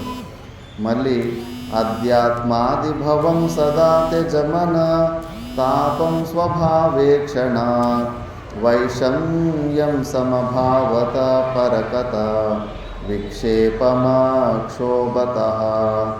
ధిక్కారాదిభవం తు దుఃఖమనిశం తద్యోగ్యతా భావన తజ్ఞాతజ్ఞశిశూం క్షమస్వ కృపయా కర్మక్షయా తాడనం. అధ్యాత్మాదిభవం, ఆధ్యాత్మికాది, ఆది భౌతిక, ఆది దైవిక అని 3 ప్రకారాలు ఇబ్బందులు ఉంటాయి. ఆది దైవిక అంటే ప్రకృతిక ప్రళయాలు, వరదలు ఇలాంటివి. అవి ఆ నదుల పక్కలో ఉన్న వాళ్ళకు ఇంకా భూకంపాలు ఇలాంటివి వచ్చినప్పుడు ఎప్పుడో ఒకసారి వస్తూ ఉంటాయి. మళ్ళీ ఆది భౌతిక అంటే ఇతర జంతువుల నుంచి వచ్చే ఇబ్బందులు. మళ్ళీ ఆధ్యాత్మిక అంటే మనకి ఈ శరీరంలో ఉన్న సమస్యలు. కాబట్టి ఇవన్నీ కూడా దుఃఖాలు వస్తూ ఉంటాయి. మరి ఈ దుఃఖాన్ని ఎలా తొలగించుకోవాలంటే తాపం స్వభావే క్షణాద్, వాటి స్వభావమే అలాగే ఉంటుంది. ఎండాకాలంలో ఎండలు ఎక్కువ ఉంటాయి, ఇబ్బంది కలుగుతూ ఉంటుంది. అలాగని మనము ఆ సూర్యదేవుని మీద యుద్ధము చేయలేము, కంప్లైంట్ చేయలేము, మనం అడ్జస్ట్ కావాల్సిందే. కాబట్టి అవన్నీ స్వభావాలు, కాబట్టి మనమే కాంప్రమైజ్ అయిపోవాలి. కాబట్టి ఆ దుఃఖాన్ని అట్లా నువ్వు తొలగించుకో. వైషమ్యం సమభావత, అనవసరంగా భేదభావాలు, శత్రుత్వాలు వచ్చేస్తుంటాయి. అలాంటి అప్పుడు మనము మనసులో సమభావం చూసుకోవాలి. అందరిలోనూ ఆ పరమాత్ముడే ఉన్నాడు, అందరికీ అధిష్టాన స్వరూపంలో పరమాత్ముడే ఉన్నాడని కేవలం పరమాత్మ దర్శనమే చేసుకున్నప్పుడు ఆ వైషమ్య భావం పోతూ ఉంటుంది. మళ్ళీ పరకథ విక్షోభమక్షోభత, ఎవరన్నా దుఃఖంలో ఉన్నప్పుడు వాళ్ళు చెప్పే వాళ్ళ స్టోరీలు కొద్దిగా వినాలి అని శాస్త్రం చెబుతుంది. ఎందుకు నీ స్టోరీ వింటే నాకేమొస్తుందని మళ్ళీ తొలగించకూడదు. ఎవరైనా దుఃఖంలో ఉన్నప్పుడు ఆ దుఃఖాన్ని కొద్దిగా షేర్ చేసుకుంటే వాళ్ళకి కొద్దిగా రిలాక్స్ అని అవుతుంది. కాబట్టి అలాంటి కథలు వినాలి అని, పరకథ విక్షేపం అక్షోభత వినాలి, వినడం వల్ల వాళ్ళకు కొద్దిగా రిలాక్స్ అవుతుంది అని. మళ్ళా ధిక్కారాది భవంతు, ఎక్కడిపైన రిజెక్షన్ వస్తూ ఉంటుంది. ప్రతి చోట్ల ఇంట్లో కూడా సామర్థ్యమైనప్పుడు రిజెక్ట్ చేస్తుంటారు, ఉద్యోగం చేసే కాడ మళ్ళీ మనకి ఎవరు ఒకసారి రెస్పెక్ట్ ఇవ్వాల్సిన రెస్పెక్ట్ ఇస్తూ ఉండరు. ఎక్కడిపైన నన్ను ధిక్కారం చేస్తున్నారని ఒక దుఃఖం వస్తూ ఉంటుంది. దానికి కూడా మనం బాధపడకూడదు. ఎందుకంటే ధిక్కారాది భవంతు దుఃఖం అనిశం తద్యోగ్యత భావనాత్. ఈ శరీరంలో ఏముంది? అందరూ యాక్సెప్ట్ చేయడానికి, పొగడ్డానికి శరీరంలో ఏముంది? అంత మలమూత్రాలు, రక్త మాంసాలు, అంత చెడు పదార్థాలతోటి కలిసిన శరీరం. ఇప్పుడు మనము క్యారీ బ్యాగులు ఎవరైనా మలమూత్రాలు వేసిస్తే దాన్ని గుడి లోపలికి తీసుకెళ్తామా? తీసుకెళ్ళము, అనిష్టం అంటాం. మరి శరీరం లోపల ఎప్పటికీ ఉంటాయి కదా మలమూత్రాలు, ఎప్పటికీ స్టాక్ ఉండే ఉంటాయి. మరి ఇలాంటి శరీరాన్ని వాళ్ళు మెచ్చుకోవాలి, వీళ్ళు మెచ్చుకోవాలి, వాళ్ళు పొగడాలి, వీళ్ళు పొగడాలని ఎక్స్పెక్టేషన్ ఎందుకు? ఇది ధిక్కారానికి యోగ్యమైనదే ఈ శరీరం. ఏముంది? ఇది శరీర సంఘాతానే కదా వాళ్ళు ఎవరైనా ధిక్కారం చేసేది. మన స్వరూపం అయితే ఎవరికి కనిపించదు కదా కళ్ళకి. దానికి యోగ్యమైనదే అనే భావంతో ఆ దుఃఖాన్ని తొలగించుకోవాలి. తజ్గా శిశువును క్షమస్వ కృపయ. చిన్న తప్పులు పిల్లలు చేస్తూ ఉన్నప్పుడు ఆ తప్పుల్ని క్షమించేయాలి. ఏదో ఒక చిన్న తప్పు చేస్తే దానికి పెద్ద శిక్ష వేసుకొని విపరీతమైన పెద్ద పనిష్మెంట్ ఇస్తే ఒకసారి ఆత్మహత్యలు కూడా చేసుకుంటారు పిల్లలు. అప్పుడు ఇంకా విపరీతంగా దుఃఖం పడాల్సి ఉంటుంది. కాబట్టి వాళ్ళని క్షమించేయాలి. కర్మక్షయ తాడనం అంటే ప్లానెటరీ ఇన్ఫ్లుయెన్స్, గ్రహాలు. జ్యోతిష్యం గురించి ఎక్కడిపైనా స్వాములు పోతే కన్నా, స్వామీజీ మీరు జాతకం చూస్తారా, జ్యోతిష్యం చెప్తారా, మరీ అంత భయపడాల్సిన అవసరం లేదు. ఇవన్నీ గ్రహాల గురించి. కర్మక్షయాత్, ఇప్పుడు పూర్వజన్మలో మనం ఏదో ఒకటి పుణ్యకర్మో పాపకర్మో చేసుకో ఉంటాం. ఆ పాపకర్మల ఒక రిజల్ట్ మనకు ఈ జన్మలో మనకు దుఃఖాలు వస్తూ ఉంటాయి. ఇప్పుడు మనం పూర్వజన్మ చేసిన పొరపాట్లకే కదా ఈ జన్మలో దుఃఖాలు వస్తున్నది. మరి దానికి పనిష్మెంట్ రూపంలో అది వస్తూ ఉంది. మనం భగవంతుని ఏం కోరుతున్నాము? నేను తప్పు చేశాను కానీ నాకు పనిష్మెంట్ వద్దు అని. ఇప్పుడు ఈ ప్రపంచంలో ఎవరైనా తప్పు చేసి జైలుకు పోకుండా డబ్బులు ఇచ్చి తప్పించుకుంటే కనుక మనకి ఎంత కోపం వస్తుంది. చూడవాడు తప్పుడు పని చేసి కూడా శిక్ష పడకుండా తప్పించుకున్నాడని. కానీ మనం మాత్రం భగవంతుని ఏం కోరుతున్నాము? పూర్వజన్మలో నేను పాపకర్మలు చేశాను, ఆ పాపకర్మ నిమిత్తం వల్ల నాకు ఇప్పుడు దుఃఖం వస్తుంది, నాకు ఆ దుఃఖం వద్దు అని. మళ్ళీ దీని భక్తి అనుకుంటాము. ఇది కాదు భక్తి. భగవంతుడా, నువ్వు దుఃఖం అన్నావు, సుఖం అన్నావు, ఎప్పుడు నీ స్మరణ మాత్రము నాకు కలిగేటట్టు చెయ్యి అని. ఇది నిజమైన భక్తి. కాబట్టి జ్యోతిష్యంలో కూడా, జ్యోతిష్ శాస్త్రంలో కూడా ఏదన్నా దోషాలు అవి ఉంటే కూడా ఇప్పుడు నువ్వు చేస్తున్న పూజలు యాగాల వల్ల కొత్త పుణ్యం ఉత్పన్నమై నీ దోషాలను తొలగిస్తుంది. కాబట్టి నువ్వు ఈ జన్మలో నువ్వు పురుషార్థంలో మంచి పనులు చేసుకొని పోతూ ఉంటే చాలు. మరీ జ్యోతిష్యము దానికి దీనికి భయపడాల్సిన అవసరం లేదు. మన మార్కండేయ స్వాములు ఎంత పెద్ద ఆదర్శం. ఆయుష్ ఎంత అల్పాయుష్ వచ్చి ఉంటుంది, 8 సంవత్సరాలు 12 సంవత్సరాలు అల్పాయుష్. కానీ పురుషార్థము ద్వారా తన జాతకాన్ని ఆయన మార్చుకోలేదా? చిరంజీవి అయిపోయాడు. తపశ్చర్య చేసి శివుని మెప్పించి యమధర్మరాజున తల వంచి ఆయన సాక్షాత్ చిరంజీవి అయిపోయాడు మార్కండేయ. ఆయన పేరు మీద మా గురువుల ఆశ్రమం ఉంది. ఆయన తపశ్చర్య చేసిన ప్లేస్లోనే మా గురుగారి ఆశ్రమం ఉంది మధ్యప్రదేశ్ ఓంకారేశ్వరంలో. కాబట్టి ఈ జ్యోతిష్యాలకి జాతకాలకి మరి అంత భయపడాల్సిన అవసరం లేదు. ఇంకా సన్యాసులు అంటారా, వాళ్ళకి ఎన్ని కష్టాలు వస్తే ఇంకా అవన్నీ సహకారి కారణాలు అనుకుంటారు. వైరాగ్యాన్ని పెంచుతాయి. వైరాగ్యాన్ని పెంచడానికి చాలా అనుకూలత వస్తూ ఉంటుంది. అన్ని కంఫర్ట్స్ ఉంటే, అన్ని అనుకూలతలు ఉంటే కనుక వైరాగ్యం రావడం కష్టమైపోతుంది. కాబట్టి ఎన్ని దుఃఖాలు, ఎన్ని కష్టాలు వస్తుంటే అంత తొందరగా ఇంకా ఈ ప్రపంచాన్ని, ఈ శరీరాన్ని వదిలిపెట్టేసి స్వరూపంలో నిలబడాలని వైరాగ్యం పెరుగుతుంది. కాబట్టి ఆ జ్యోతిష్యము, జాతకాల గురించి, గ్రహాల పరిస్థితుల గురించి మనము తల చెడుపుకోవద్దు. మంచి కర్మలు చేసుకుంటూ పోతూ ఉండాలా. మన రాతలు మనం రాసుకోవచ్చు. పురుషార్థానికి అవకాశం ఉంది. కాబట్టి దాని తర్వాత మళ్ళీ మన జీవితము చాలా వేస్ట్ చేసుకుంటూ ఉంటాం. అందుకే ఒక శ్లోకంలో వార్నింగ్ ఇస్తున్నాడు, జాగ్రత్త పడండి, ఆయుష్ చాలా తొందరగా క్షీణమైపోతుంది అని. ఆయుర్గచ్చతి పేటికామివ జలం సంత్యజ్య దేహం జవాత్ గచ్చంతీంద్రియశక్తయోపి కులటా యద్వన్నరం నిర్ధనం ప్రజ్ఞా గచ్చతి దావదాహ సమయే నీడం మృగీ పక్షివత్ జ్ఞాత్వా సత్వరమాశ్రయాత్మ పదవీం దేహం వృథా మా కృథా. ఆయుర్గచ్చతి పేటికామివ జలం. తూట్ల గిన్నెలో నీళ్లు పోస్తే ఎంత తొందరగా ఖాళీ అయిపోతాయో అంతే తొందరగా మన ఆయుష్ క్షీణించిపోతూ ఉంది. ఇది కూడా తూట్ల గిన్నె లాంటిదే మన శరీరం, అన్ని రంధ్రాలే. ఆ రంధ్రాల నుంచి ఆయుష్ క్షీణమైపోతూ ఉంది. మళ్ళీ అందుకే సంత్యజ్య దేహం జవాత్, అందుకే ఈ శరీరం మీద ఉన్న మోహాన్ని తొందరగా తొలగించుకో, సమయం ఎక్కువ లేదు. ఎప్పుడో మృత్యు వస్తుందిలే అనుకుంటున్నాము, అలా ఎప్పుడు వస్తుందో మనం చెప్పలేము. మళ్ళీ గచ్చంతి ఇంద్రియ శక్తయోపి కులట యద్వన్నరం నిర్ధనం. ఈ ఇంద్రియాల్లో శక్తి చిన్న వయసులో ఉన్నప్పుడు మొబైల్లో ఒక యాప్ వచ్చింది. ఆ యాప్లో ఏంటంటే ఒక సౌండ్ వినిపిస్తుంది. ఆ సౌండ్ వినిపించడం ఎక్కడ ఆగిపోతుందో దాని కింద నంబర్లు కూడా వస్తుంటాయి. అదే మన వయసు అని చూపిస్తుంది. కరెక్ట్గా మా యాప్లో చూసినప్పుడు మన వయసు వచ్చేసరికి అక్కడ సౌండ్ ఆగడము వినిపించడం ఆగిపోయింది. పక్కన చిన్నపిల్లడు ఉంటే వాడికి ఇంకా ఆ సౌండ్ వినిపిస్తూ ఉంది. అంటే మనము పెరగంగా మనం వినే శక్తి, చూసే శక్తి తగ్గిపోతూ ఉంటుంది, ఇంద్రియ శక్తి క్షీణమవుతూ పోతూ ఉంటుంది.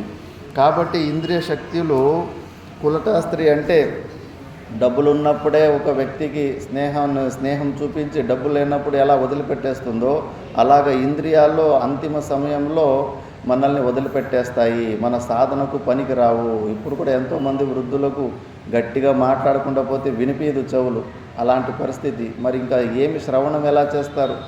కాబట్టి ఆరోగ్యంగా ఉన్నప్పుడే ఇవి చేసుకోవాలి. దాని తర్వాత ప్రజ్ఞాగచ్చతి దావదాహ సమయే నీడం మృగీ పక్షివత్. ఫారెస్ట్ ఫైర్ అయినప్పుడు, అడవిలో మంటలు వచ్చినప్పుడు అన్ని జంతువులు డబుల్ స్పీడ్లో పరిగెడతాయి ప్రాణం కాపాడుకోవడానికి. అవి ఎంత ఫాస్ట్గా పరిగెడతాయో మన బుద్ధి, తీక్ష్ణమైన బుద్ధి వయసు అయిపోయిన తర్వాత అంత ఫాస్ట్గా మనల్ని వదిలిపెట్టి వెళ్ళిపోతుంది. గ్రహణ శక్తి సామర్థ్యము తగ్గిపోతుంది. మళ్ళీ ఇవన్నీ తెలుసుకొని జ్ఞాత్వా సత్వరం, ఇవన్నీ తెలుసుకొని చాలా తొందరగా ఆశ్రయ ఆత్మ పదవిని ఆశ్రయించు.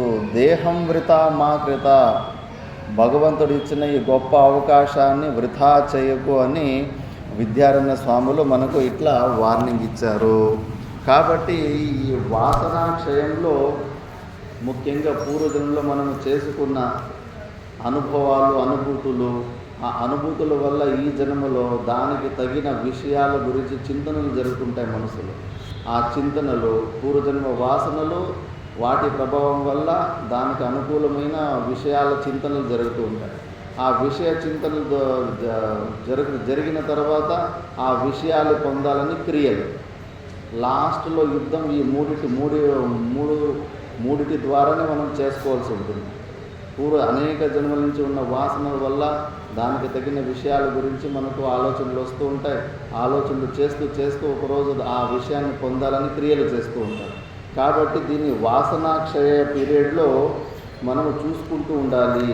ఎలాంటి స్వభావం ద్వారా మనం ఉంటామో అలాంటి జన్మలు వచ్చేస్తుంటాయి. గుల్బర్గాలో ఒక యోగిని మాతాజీ ఉంది, మాతా మాణికేశ్వరమ్మ. 86 సంవత్సరాల జీవితంలో 79 సంవత్సరాలు అసలు ఆహారం తీసుకోలేదు, నీళ్ళు కూడా తాగలేదు, వాయువు కూడా అవసరం లేదు. అక్కడ ఒక చిన్న ఘటన జరిగింది. ఎట్లా మనకు పూర్వజన్మలు వచ్చేస్తే మన కోరికలకు అనుకూలంగా. అక్కడ చిన్న పిల్లోడు సోమేశ్వర్ అనే పిల్లగాడు అక్కడ ఆశ్రమానికి దత్త తీసుకుంటారు. దత్త తీసుకొని అక్కడ పూజారులాగా తయారు చేస్తూ ఉంటారు. అలా అనాథ పిల్లలు తీసుకొని అట్లా పెంచుతూ పూజారులాగా తయారు చేస్తూ ఉంటే 14 సంవత్సరాల వయసు వచ్చేసరికి ఇంకా యవ్వన గర్వం వస్తుంది కదా, వీళ్ళ మీద ఫైటింగ్లకి వెళ్ళడము, అంత చిన్న వయసులోనే స్త్రీ సహవాసాలు చేయడము, ఇలాంటివన్నీ చెడు అలవాట్లు కొన్ని నేర్చుకున్నారు. అతనికి మహబూబ్ నగర్లో ఒక ఆశ్రమానికి అక్కడ షిఫ్ట్ చేస్తే అక్కడ కూడా రాత్రిపూట్ల సైకిల్ వేసుకొని సినిమాలు చూడడము, సిగరెట్లు తాగడము, మళ్ళీ అక్కడ స్త్రీ సహవాసాలు ఇవన్నీ చేశారు. ఇంకా ఇంట్లో వాళ్ళు ఎవరు ఊరుకుంటారు? ఎవరో ఒక ఇంట్లో అలాంటి సహవాసం చేయకపోతే ఇతన్ని చంపేసి రైల్వే ట్రాక్ మీద వేసేసి ట్రైన్ యాక్సిడెంట్ అని నమ్మించేశారు.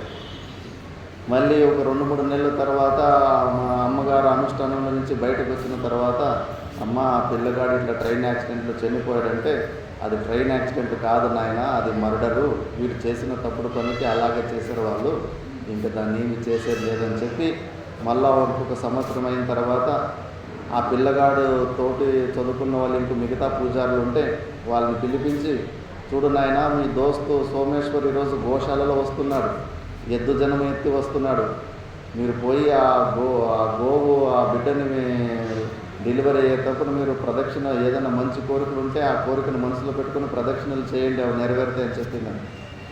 భక్తులకి అందరికీ సంశయం వచ్చింది, వాడికి పశువు జన్మ ఎందుకు వచ్చింది? పోయి అడిగిన రామ్మ, వాడు పూర్వజన్మలోనే మంచి పురోహితము మీ పాద పూజలు అవి చేసుకున్నాడు, మరి అలాంటి వాడికి అలాంటి ఎద్దు జన్మ ఎందుకు వచ్చిందంటే, చూడు నాయన, కమలం మీద కప్పలు ఎంత ఎగిరినా కూడా ఆ మకరందాన్ని తీసుకోలేవు, కేవలం ఇక్కడ ఉన్నారు కదా, ఆశ్రమంలో ఉన్నారంటే మాత్రాన ఎవడి స్వభావాలకు అనుకూలంగా ఆ వాసనలకు అనుకూలంగా నెక్స్ట్ శరీరంలో వచ్చేస్తున్నాయి. వాడు శరీరం వదిలిపెట్టేటప్పుడు ప్రబలంగా 2 కోరికలు ఉన్నాయి, స్త్రీ వాంఛన, మళ్ళీ ఫైటింగ్ చేసే తత్వం. మరి ఎద్దుకి 2 కదా ముఖ్యంగా ఉండేది. అందుకే అవి వీధుల్లో ఒకసారి గుద్దుకుంటా ఉంటే పక్కలో ఎవరు ఉన్నారు, ఆటోలు ఉన్నాయి, వెహికల్ ఉన్నాయి, ఏం చూసుకో, విపరీతంగా ఫైటింగ్ చేసుకుంటూ ఉంటాయి, ప్రపంచాన్ని కూడా మర్చిపోతాయి. మరి అలాంటి గుణాలు ఉన్నాయి కాబట్టి వానికి అలాంటి శరీరం వచ్చేసింది.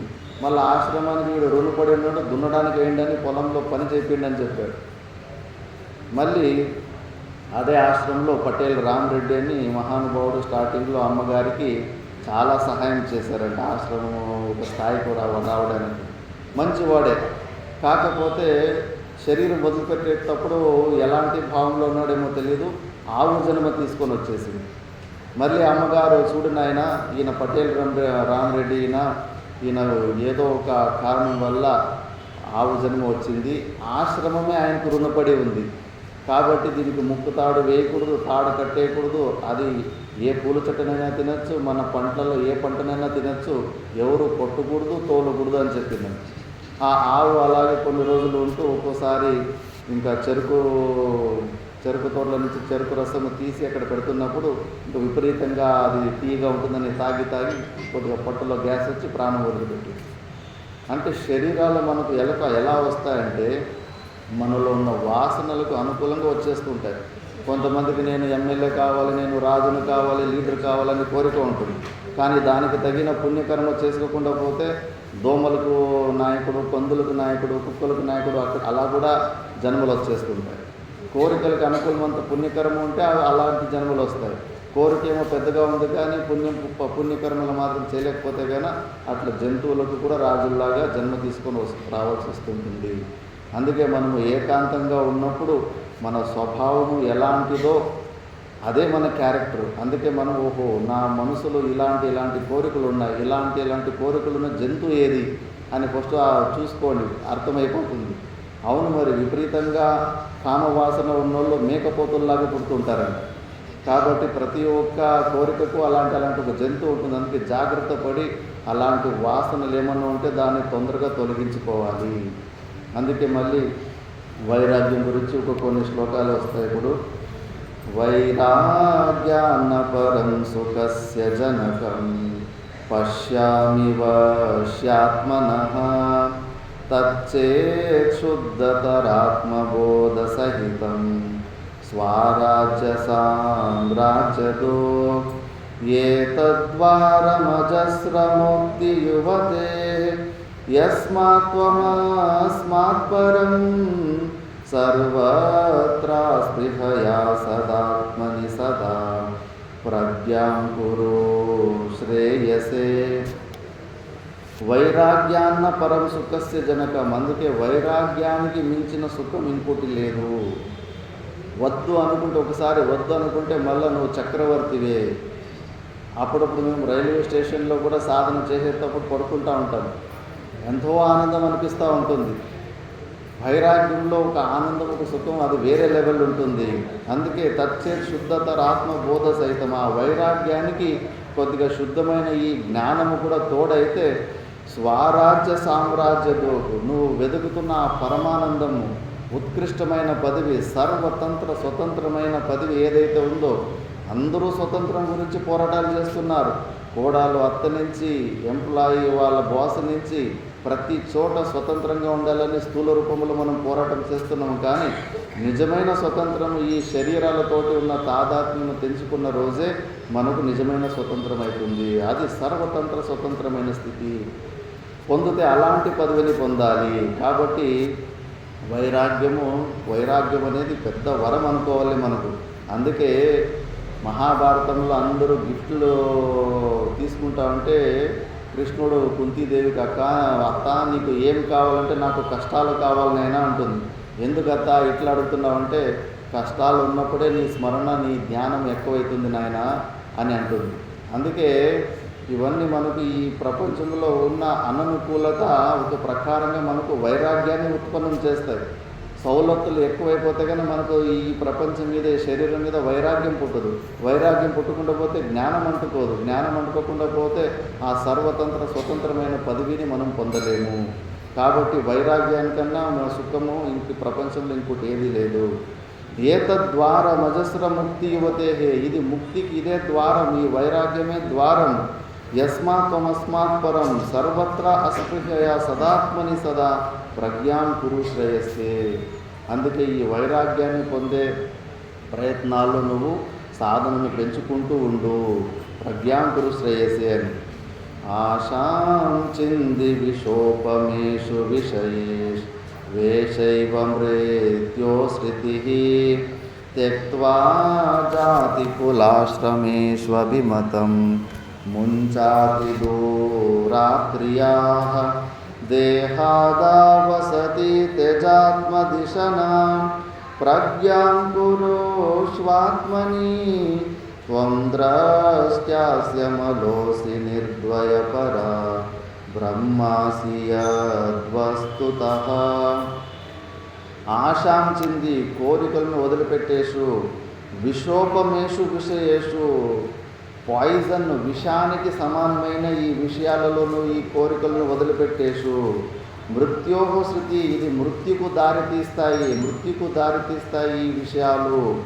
త్యక్త్వా జాతి కులాశ్రమేషు అభిమతం, అన్ని అభిమానాలు వదిలిపెట్టేయాలి. జాతి, కులము, ఆశ్రమ అన్ని అభిమానాలను వదిలిపెట్టేసి ముంచాతి దూరాత్రియ, చాలా దూరంలోనే ఈ కర్మలని వదిలిపెట్టేసిడి. లాస్ట్లో సర్వకర్మ సన్యాసం చేస్తే నిష్కామ భావంతో చేయలేదంటే సంపూర్ణంగా వదిలిపెట్టేసిడి.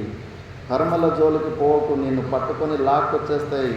పుణ్యం వలదు, పాపం వలదు, రెండు జన్మహేతువులే అని భర్తృహరి మహాజుడు శ్లోకంలో చెప్తాడు. కర్మ ఎంత పవర్ఫుల్ అని. బ్రహ్మ చేతిలో కూడా బ్రహ్మ ఏన కులాలవగ్నియమితో బ్రహ్మాండ భాండోదరే విష్ణుర్యేన దశావతార గహనే క్షిప్తో మహాసంకటే రుద్రో ఏన కపాలపాటపుటకే భిక్షాటనం కారితః సూర్యో నిత్యమేవ గగనే సూర్యో భ్రామ్యతి నిత్యమేవ గగనే తస్మై నమః కర్మణః. కర్మకు పెద్ద నమస్కారం పెడతారు. నువ్వు ఎంత పవర్ఫుల్ కర్మ.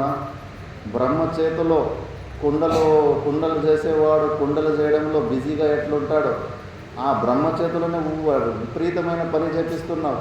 సృష్టి చేస్తానే ఉన్నాడు బ్రహ్మదేవుడు. ఈ వర్షాకాలం వస్తే ఇంకా విపరీతమైన ఎక్కువ సృష్టి, పురుగులు అవి ఇవి ఎక్కువ సృష్టి అవుతూ ఉంటాయి. మళ్ళా విష్ణువు చేత పోలీస్ డిపార్ట్మెంట్ ఇచ్చేసావు, దుష్ట శిక్షణ శిష్ట రక్షణ అని. ఆయన దశావతారాలు తీసుకొని వచ్చి అన్నీ ఇవన్నీ చేసిపోతూ ఉండాలి.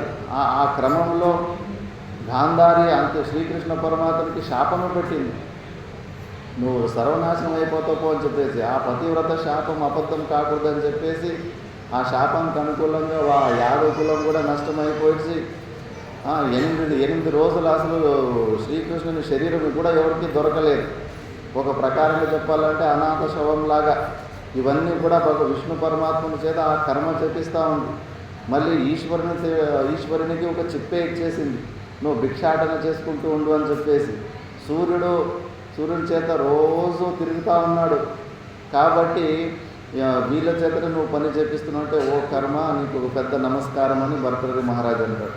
కాబట్టి కర్మల జోలికి కర్తృత్వ భావంతో పోతే మాత్రము నిన్ను బంధించేస్తాయి, లాక్కొచ్చేస్తాయి శరీరాలకు. అందుకే కర్తృత్వ భావం లేకుండా ఈశ్వరార్పణ బుద్ధితోటి పరమాత్మని డ్యూటీ చేస్తున్నాను అనే భావంతో చేస్తే అవి నిన్ను బంధనలో పోయవు. యజ్ఞార్థాత్ కర్మణోన్యత్ర లోకోయం బంధన అని చెప్పేసి భగవద్గీతలో అంటారు. నువ్వు యజ్ఞార్థం అంటే నిష్కామ భావంతో కర్మలు చేస్తే నిన్ను వదిలిపెట్టేస్తాయి, లేదంటే కానీ అన్యత్ర బంధన నిన్ను బంధించేస్తాయి. బంధనానికి కారణము కర్మలవుతాయి. కాబట్టి ముంచాతి దూరాత్రియ వీటి నుంచి నువ్వు ఏదో ఒక రోజు వదిలిపెట్టాల్సి ఉంటుంది. దేహాదౌ అవసతి త్యజాత్మ దిశనాం, ఈ శరీరాల్లో దేహాత్మ బుద్ధిని వదిలిపెట్టేసి ప్రజ్ఞాం కురుష్వాత్మని, నీ ఆత్మలోనే ఎప్పుడు తచ్చింతనం తత్కథనం అన్యోన్యం తత్ప్రబోధనం ఏతదేకపరత్వం బ్రహ్మాభ్యాసం విదుర్బుధా, ఎప్పుడు దాని గురించిన చింతన చేసి దా స్వరూపం గురించిన చింతన చేస్తూ ఉండాలి. త్వం ద్రష్టాసి అమలోసి, నువ్వు దృశ్య వస్తువి కాదు, నువ్వు ద్రష్టావి, నువ్వు దృక్ స్వరూపానివి. కాబట్టి ఆ విషయం మర్చిపోకు. నిర్ద్వయ పరబ్రహ్మాసి, నిర్ద్వయం అంటే అద్వైత స్వరూపాన్ని నువ్వు, కాబట్టి నీ స్వరూపాన్ని ఎప్పుడు నువ్వు మర్చిపోకు అని గురువు చెప్తున్నాడు. మళ్ళీ లక్ష్యే బ్రహ్మని మానసం దృఢతరం సంస్థాప్య బాహేంద్రియం స్వస్థానే వినివేశ్య నిశ్చలతనో సోపేక్ష దేహస్థితిం బ్రహ్మాత్మైక్యముపేత్య తన్మయతయా చాకండవృత్యానిశం బ్రహ్మానందరసం పిబాత్మని ముదా శూన్యే కిమన్యే భ్రమైః. లక్ష్యే బ్రహ్మని మానసం దృఢతనం సంస్థాప్య, నీ లక్ష్యాన్ని మాత్రం నువ్వు మర్చిపోకు. మనిషి జన్మ కేవలం మోక్షాన్ని పొందడానికే వచ్చింది. ఇతర సుఖాలు పొందడానికైతే స్వర్గాది లోకాలు ఉన్నాయి, పశుపక్షి యోనులు ఉన్నాయి, ఇతర భోగాల కోసం. మనిషి జన్మ కేవలం అంటే స్పెసిఫిక్గా మోక్షాన్ని పొందడానికి వచ్చింది. నీ లక్ష్యం ఆ పరమాత్ముడే, ఆ మోక్షమే. మనసుని మొత్తం అందులో ఫిక్స్ చేసి మళ్ళీ బాహ్యేంద్రియం స్వస్థాన్ని నివేశ్య నిశ్చలతనుశ్చ అపేక్ష దేహస్థితి, ఈ శరీరాన్ని స్థిరంగా ఒక చోట కుసిరిపెట్టు. ఇందు ముందే చెప్పుకున్నాం, ఊగితే జీవుడు, ఊపుకుంటే దేవుడని. సాధ్యమైనంత నిష్క్రియాతత్వం వైపు వెళ్ళాలి. బాధ్యతలన్నీ తొందరగా నిర్వహించుకొని శ్రవణమైన నిధిధ్యాసనాలు చేసి మెల్లగా అభిచార సమాధికి అలవాటు చేసుకోవాలి. ఒక చోట కూర్చుని అలవాటు చేసుకోవాలి. ఊరికే శరీరాల్లో క్రియలు చేస్తూ ఉంటే ఇంకా లోపలున్న వాసనలకు ఎనర్జీ పెట్రోల్ పోసినట్లు ఉంటుంది జీవభావానికి. కాబట్టి నిశ్చలతను అపేక్ష, తనుని నిశ్చలంగా స్థిరంగా ఒక చోట కుసును పెట్టే అలవాటు చేసుకోవాలి. మళ్ళీ బ్రహ్మాత్మైక్యముపేత్య, జీవ బ్రహ్మ ఐక్య జ్ఞానం ద్వారా తన్మయతయాచ అఖండ వృత్యానిశం, ఎప్పుడు ఆ వృత్తి, మన బుద్ధి వృత్తి ఎప్పుడు మన స్వరూపాన్ని స్మరణ చేస్తూ ఉండాలి. వంట చేస్తున్నప్పుడు, కొసు ఊడుస్తున్నప్పుడు, ఏ పని చేస్తున్నప్పుడు కూడా మన మనసు మాత్రం మన స్వరూపాన్ని స్మరిస్తూ ఉండాలి. అప్పుడు అది బ్రహ్మాకారం అవుతుంది. బ్రహ్మానంద రసం పిబాత్మని ముదా, ఆ బ్రహ్మానంద రసాన్ని నువ్వు స్వాదించు అని చెప్పేసి శూన్యకి మన్నే భ్రమైహి, శూన్యమైన వస్తువులు, బయట ప్రపంచంలో వాస్తవంగా వస్తువులు లేవు. యుక్తి ద్వారా శృతి ద్వారా మిథ్యాత్వ నిశ్చయం అయిపోయింది. ఆ కుక్క ఎముకని పట్టుకొని కొరికి దాన రక్తమే అనుభవిస్తూ ఉంది కాబట్టి ఎముకలో ఏమీ లేదు. ఆ వంటి తుమ్మ చెట్టు ఆకులో ఏదో రసము వస్తూ ఉందని చెప్పేసి ఆ ముళ్ళు గుచ్చుకొని దాని నాలుకలోనే రక్తమే పోతూ ఉంటుంది. అలాగే బయట విషయాల్లో ఏ సుఖము లేదు. మనలో ఉన్న ఆనందమే వ్యక్తము అవ్యక్తం అవుతూ ఉంటుంది. ఒక తరంగము లేస్తుంది, ఒక విషయాన్ని చూసిన తర్వాత నార్మల్గా ఉన్న తరంగము, శాంతంగా ఉన్న తరంగము డిస్టర్బ్ అవుతుంది. ఆ డిస్టర్బ్ అయిన తరంగాన్ని ఆ వస్తువు అనుభవించిన తర్వాత మళ్ళీ నార్మల్కే వస్తూ ఉంటుంది. ఇది మనసు చేసే ట్రిక్కు. ఆ విషయం వల్ల నీకు ఆనందం వచ్చిందని నిర్ణయం ఇస్తుంది, కానీ ఆ విషయం వల్ల నువ్వు డిస్టర్బ్ అయినావు అనే విషయాన్ని నీకు హైలైట్ చేపియదు. కాబట్టి బయట విషయాలలో ఏ ప్రకారమైన సుఖము లేదు, దాన్ని వదిలిపెట్టు అని గురువుడు బోధ చేస్తున్నాడు శిష్యునికి. మళ్ళీ బ్రహ్మాద్యాస్తంభ పర్యంతాః మృషామాత్ర ఉపాదయః తతః పూర్ణం స్వమాత్మానం పశ్యేదేకాత్మనా స్థితం. ఇవి కొంచెం ధైర్యం ఉండాలి, ఇవి జ్ఞానం పెద్ద డోజ్. ఇవి బ్రహ్మాద్యాః స్తంభ పర్యంతాః, ఆ సగుణ సాకార రూపమైన బ్రహ్మదేవుని నుంచి బట్టి చిన్న చీమ, చిన్న ఒక కడ్డి వరకు మొత్తం అన్నీ కూడా మృషామాత్ర ఉపాదయః. ఇవన్నీ ఉపాధులు కూడా మిథ్యాని, నిత్యమైన వస్తువులు కాదు. అందుకే సగుణ సాకార రూప ఉపాసన చేసేటోళ్ళకి ఇది మాట నచ్చదు. కాకపోతే వాస్తవికంగా ఆ బ్రహ్మ భూనాలోకాః పునరావర్తినోర్జున, బ్రహ్మలోకం నుంచి ఎన్ని లోకాలున్నా అన్నీ వాపసు వచ్చే లోకాలే, పర్మనెంట్గా ఉన్న లోకాలు కాదు. పర్మనెంట్ మోక్షం దొరికేలాంటి మోక్ష లోకాలు కాదు అని. తతః పూర్ణం స్వమాత్మానం పశ్యేదేకాత్మనా స్థితం. స్వయం బ్రహ్మ, స్వయం విష్ణు, స్వయం ఇంద్ర, స్వయం శివ, స్వయం విశ్వమిదం సర్వం స్వస్మాద్ అన్యన్న కించన. నువ్వు స్వయంగా బ్రహ్మస్వరూపుడివే ఉన్నావు, స్వయంగా విష్ణు స్వరూపుడివే ఉన్నావు. నువ్వు ప్రతిబింబ రూపంలో ఉండి నువ్వు పరిచిన్న జీవుడు అనుకుంటున్నావు. నువ్వు బింబరూప చైతన్యానివి. ఇప్పుడు సూర్యుడు ఒక్కడే ఉంటాడు. కింద 100 బకెట్లు పెట్టి 100 కుండలు పెడితే ఒక్కొక్క కుండలో చూస్తే ఒక్కొక్క సూర్యుడు ప్రతిబింబ రూపంలో ఒక్కొక్క సూర్యుడు కనిపిస్తాడు. 1000 సూర్య ప్రతిబింబాలు కనిపిస్తున్నాయి. 1000 సూర్య ప్రతిబింబాలు ఉన్నప్పటికీ కూడా పైన బింబ రూపంలో సూర్యుడు ఒక్కడే ఉంటాడు. అలాగే ఆ పరమాత్ముడు ఒక్కడే ఉన్నాడు. ఆ కుండల్లాగా మన అంతఃకరణాలు ఒక్కొక్కరు అంతఃకరణలు ప్రతిబింబ రూపంలో నేను వేరే జీవుల్ని, మిగతా వాళ్ళు వేరే జీవులు, అనేక జీవుల్లాగా అనిపిస్తుంటుంది. కానీ బింబ రూపంలోకి మన అటెన్షన్ అక్కడికి షిఫ్ట్ అయిపోతే ఒక్కటే ఆ పరమాత్ముడే ఉన్నాడు. అందుకే ఆ రూపంలో బింబరూప చైతన్యంలో నువ్వు సాక్షాత్ బ్రహ్మవే ఉన్నావు, సాక్షాత్ విష్ణువే ఉన్నావు, సాక్షాత్ ఇంద్రుడు, అన్ని స్వరూపాలు, అన్ని దేవతల స్వరూపాలు నువ్వే ఉన్నావు. ప్రతిబింబ రూపంలో వచ్చేసి నిన్ను నువ్వు తక్కువ అంచనా వేసుకుంటున్నావు. నీ ఒరిజినల్ స్వరూపం అదే అని. అందుకే ఇప్పుడు ఆ కింద 1000 బకెట్లలో సూర్యుని ప్రతిబింబాలు కనిపిస్తూ ఉంటాయి. అన్ని బకెట్ల కింద మీరు అల్లాడించండి, ఆ లోపల ఉన్న ప్రతిబింబము రూపమైన సూర్యుడు కూడా అల్లాడుతూ ఉంటాడు. కింద 1000 బకెట్లలో ఉన్న ప్రతిబింబ రూపమైన సూర్యుడు అల్లాడుతూ ఉన్నప్పటికీ పైన బింబ రూపంలో అసలు షేక్ కాకుండా అలాగే ఉంటాడు. అలాగే మనం పరిచిన ప్రతిబింబ రూపంలో మనం సుఖ దుఃఖాలు అనుభవిస్తూ ఉంటే అది మన కొరకే, కానీ బింబ రూపంలో ఉన్న ఆ పరమాత్మనికి అసలు అంటుకోవవి. కాబట్టి మనం ఆ బింబ రూపమైన చైతన్యంలోకి మన గమనమంతా అక్కడికి తీసుకుపోతూ ఉండాలి అని శాస్త్రం చెబుతూ ఉంటుంది. అందుకే ఇప్పుడు శాస్త్రం చెబుతుంది, వక్తవ్యం కిము విద్యతేత్ర బహుదా బ్రహ్మైవ జీవ స్వయం బ్రహ్మైతజ్జగదాపరాను సకలం బ్రహ్మాద్వితీయం శ్రుతేః బ్రహ్మైవాహమితి ప్రబుద్ధమతయా సంత్యక్తబాహ్యాస్ఫుటం బ్రహ్మీభూయవసంతి సంతతచిదా నందాత్మనైవ ధ్రువం. వక్తవ్యం కిము విద్యతేత్ర బహుదా. ఇంకా చెప్పడానికి ఎక్కువ ఇంకేముంది. బ్రహ్మైవ జీవస్వయం, ఆ బ్రహ్మే సాక్షాత్తు జీవుడున్నాడు. మనం అష్టాంగాల మలక స్తోత్రం గురించి మనం విచారణ చేశాం.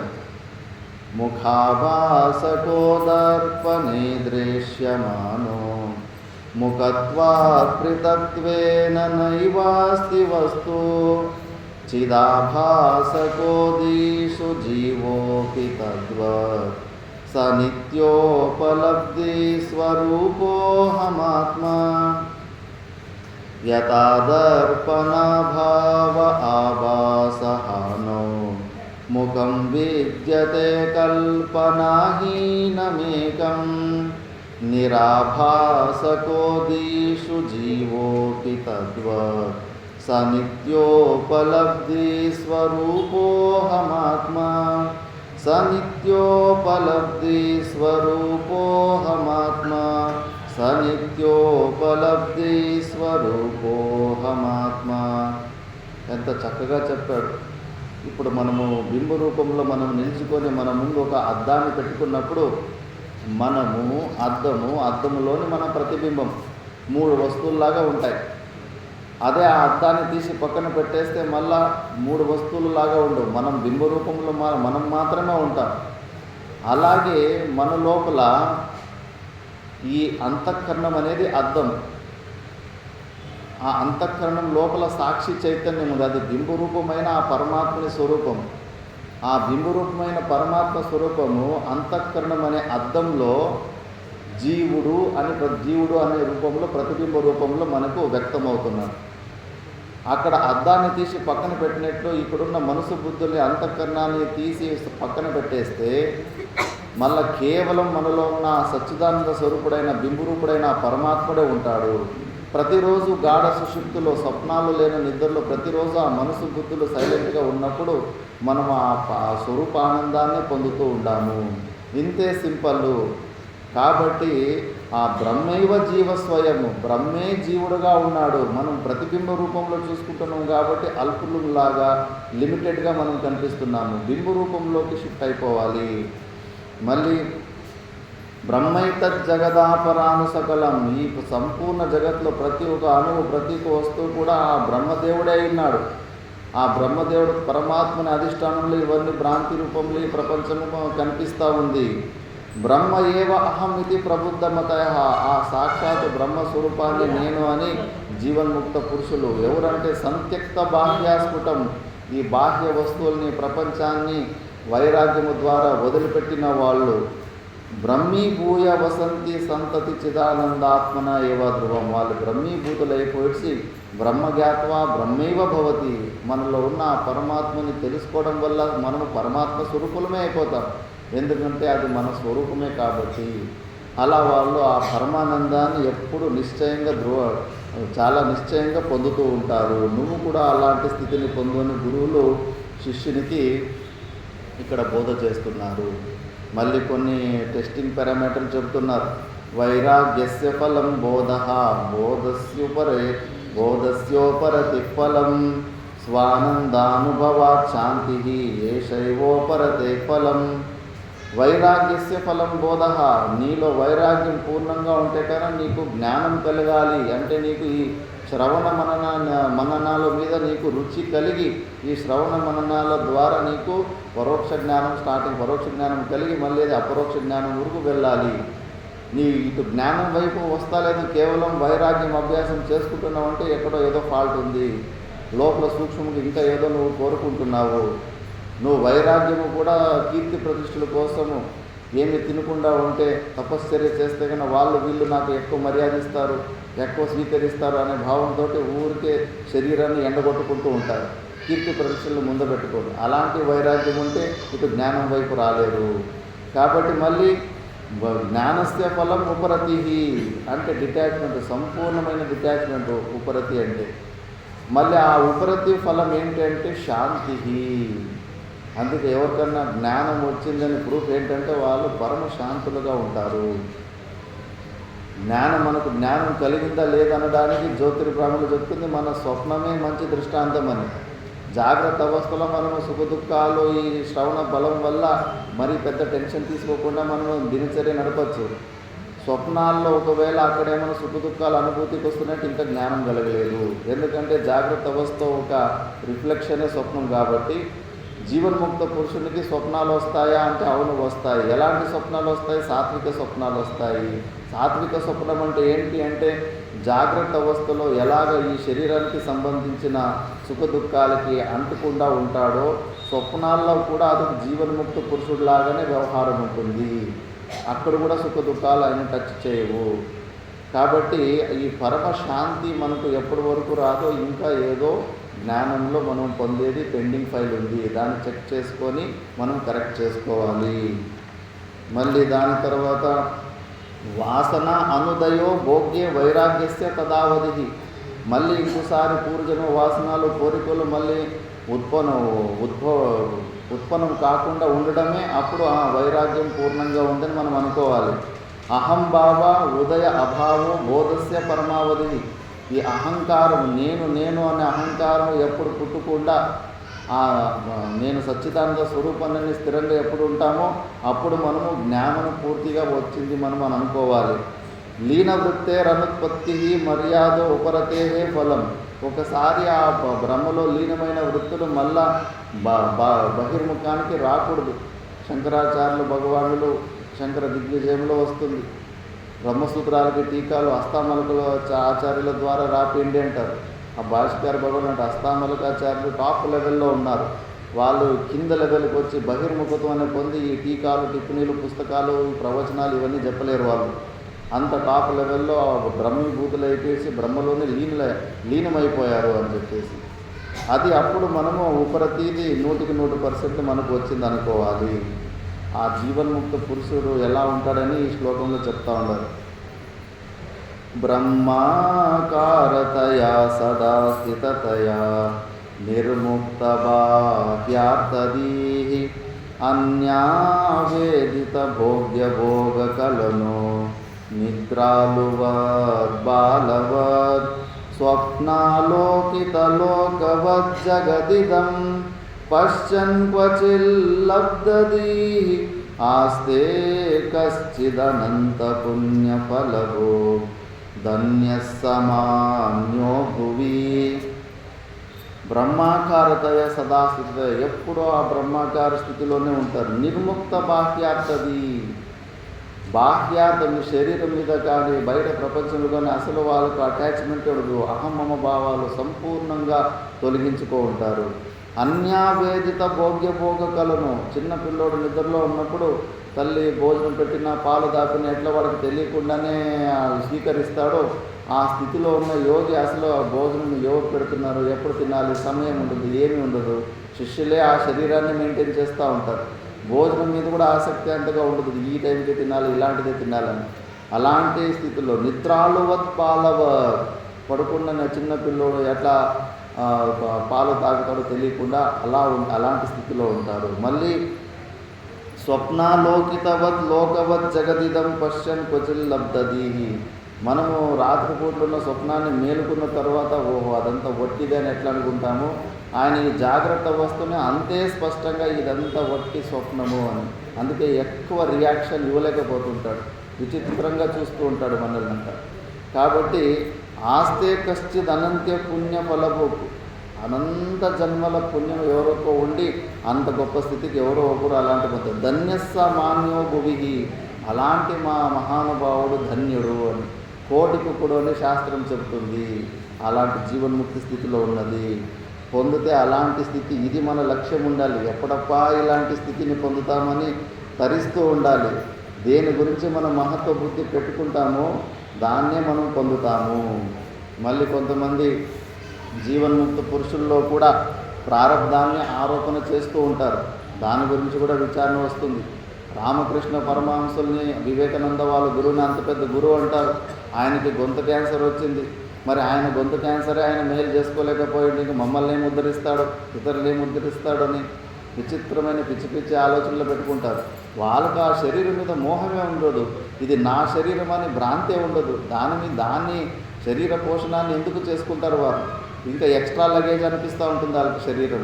కాబట్టి ఆ ప్రారంధం గురించి వస్తుంది. ఇప్పుడు ప్రారబ్ధం బలవత్తరం ఖలు విదాం భోగేన తస్య క్షయః సమ్యక్ జ్ఞానహుతాశనేన విలయః ప్రాక్ సంచితాగామినాం